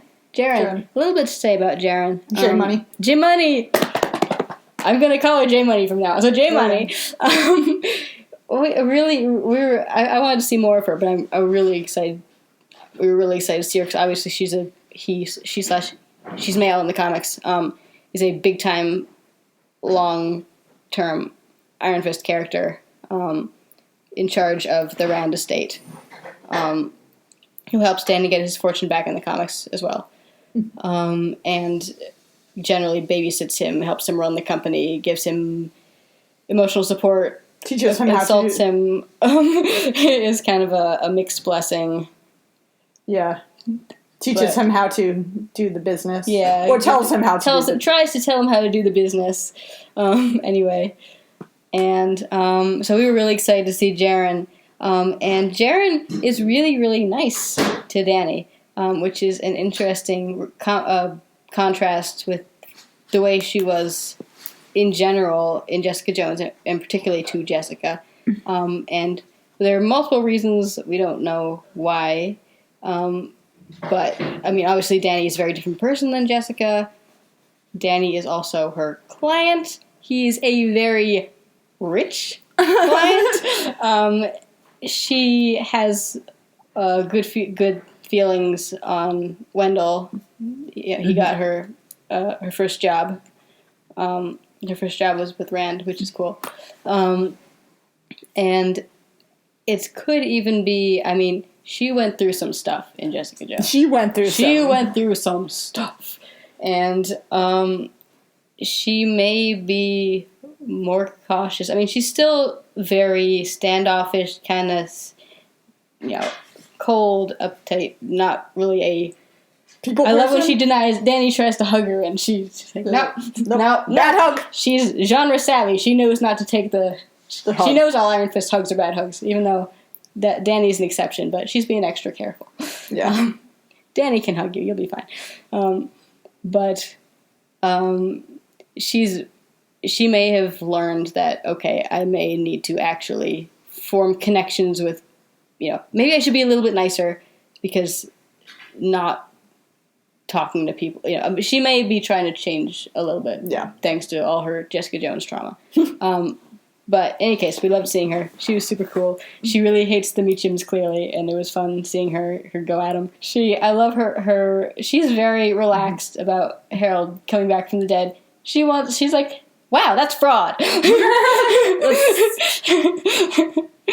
Same. Yeah. So we loved Jaren, J Money. Glad to see her back. Yep.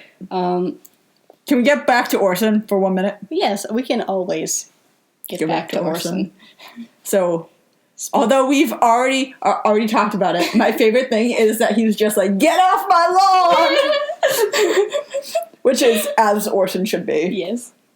I mean, minus the side-off shotgun, which would have happened. Yeah, and what gets me about that moment, I mean, that entire scene. Again, Danny's face. This is his first time seeing another Iron Fist, and he looks at Orson the way we look at Orson, with tears in his eyes. We were really excited. We screamed so loudly. Yeah, and also just this is what an Iron Fist is. This is what you could be. That killed me for so many reasons. Orson's not a failure in this universe. Oh, Danny. I mean, we don't know Orson's story in this universe, but it's meaningful. Yeah, there are a lot of questions about him. He is canonically a native-born Kunlun citizen. Yes. He's not genetically, his parents are from the U.S. He's, but he's born in Kunlun. I think he might have even been English. Or possibly. It's hard to tell. Yeah. Well, no, because I guess his dad probably traveled around a lot because he had the pneumatic subway in New York City. Yeah. But he probably traveled. I don't know. We know he traveled around. But yeah, he's born and raised in Kunlun. He is a Kunlun citizen, even though he's not genetically from there. Danny, you're reflecting on Danny's comment that that Danny is the first outsider to become the Iron Fist. Yeah. Yeah. So we could very easily see them. If they do go into Orson at all, we could see them making him genetically from Kunlun and just getting rid of all of that stuff. Yeah, easily. But it could also easily be he counts because he was born in Kunlun. He's a citizen, so he doesn't count as an outsider. They could also go with that. So either way, we could be getting Orson. Mm-hmm. We also get a little hints at the Iron Fist legacy. Danny says, "I'm one in a long line of immortal Iron Fists." Mm-hmm. One thing is that obviously having him referred to as the immortal Iron Fist and an immortal weapon is super wonderful geeky, but we don't actually know why he's immortal Iron Fist in the show because we don't know if people from Kunlun are immortal in this universe. Mm-hmm. That's a good point. Maybe they are, maybe they aren't. Mm-hmm. But I mean.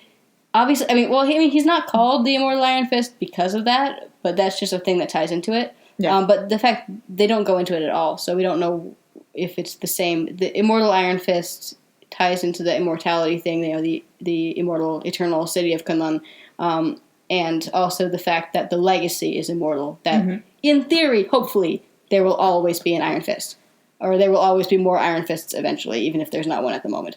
So the position is immortal. But I would have liked for them to go into that. Well, Iron Fist died very young. Yeah.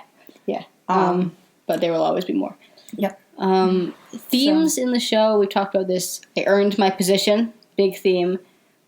Themes of legacy, the Iron Fist legacy of Danny feeling shamed by everybody for being a bad Iron Fist and trying to understand what it means to be an Iron Fist and live up to the legacy. Family, obviously big. We get that with Colleen a bit also, where she talks, again, not much development, but she talks about losing her mother and her time with her grandfather and her devotion to the Hand, which she thinks of as her real family. Names is huge. I love, our big question, why is it Rand Enterprises, not Rand Meacham or just Meacham Enterprises? And Zombie Harold asks the same question, and we want to know. Maybe because, my thought is maybe because Rand had a better image.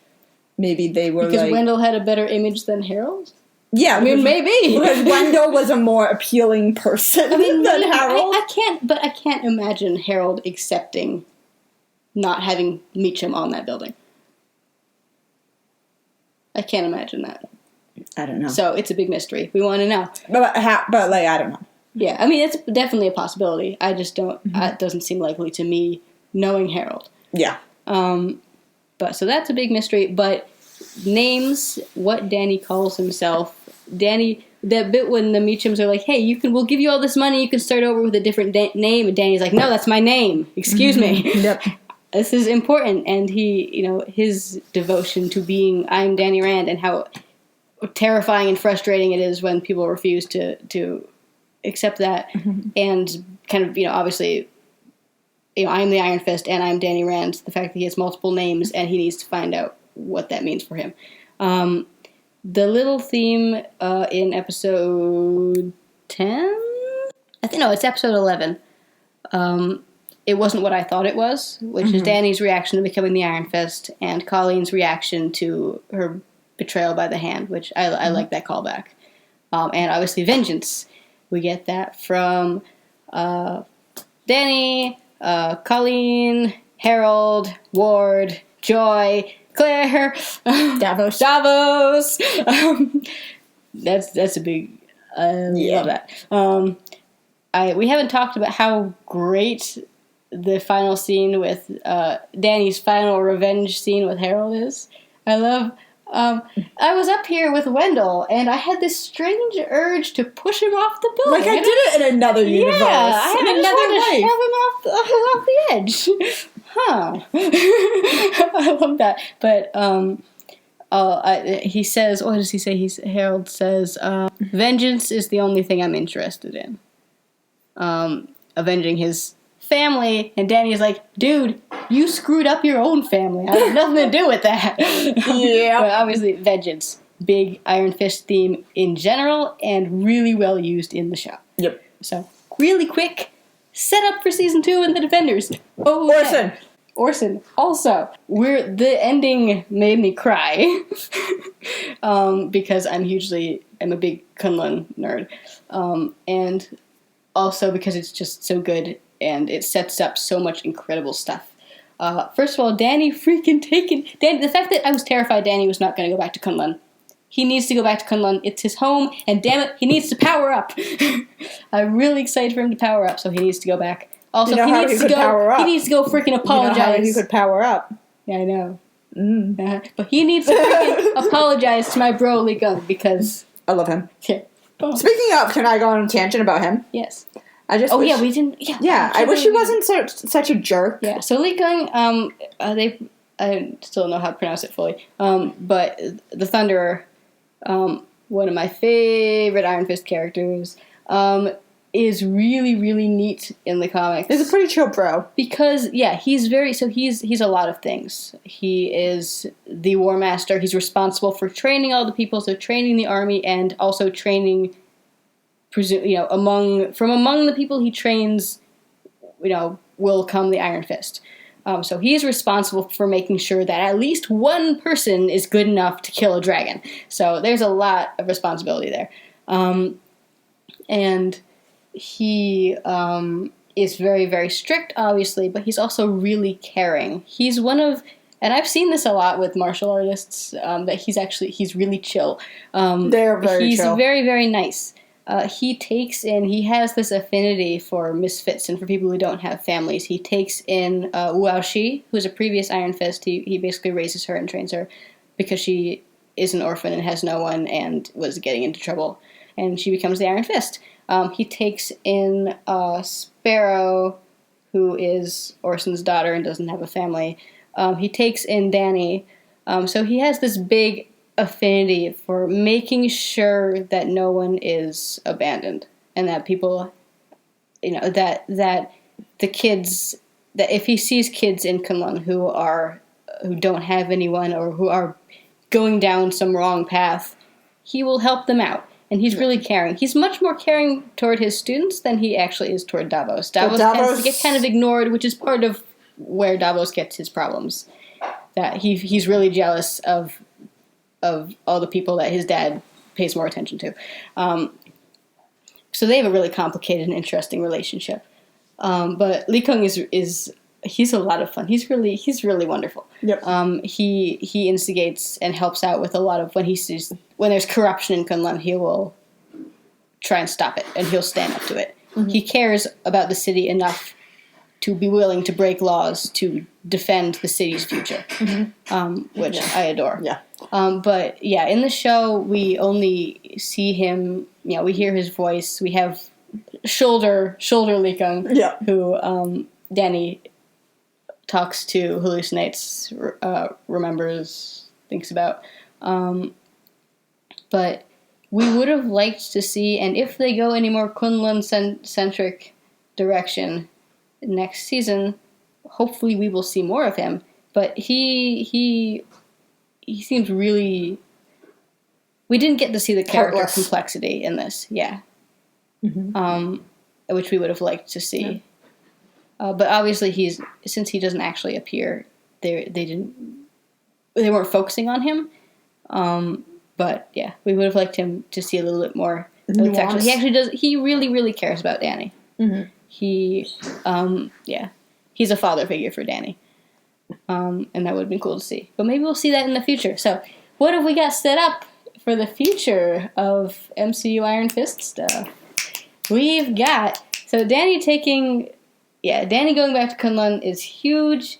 And he's really excited about going back. He's like, we'll get there just in time for afternoon Kung Fu practice. We missed morning Kung Fu practice, and we missed midday Kung Fu practice, but we'll get there for afternoon Kung Fu practice. And probably evening Kung Fu practice, maybe too. even night Kung Fu practice.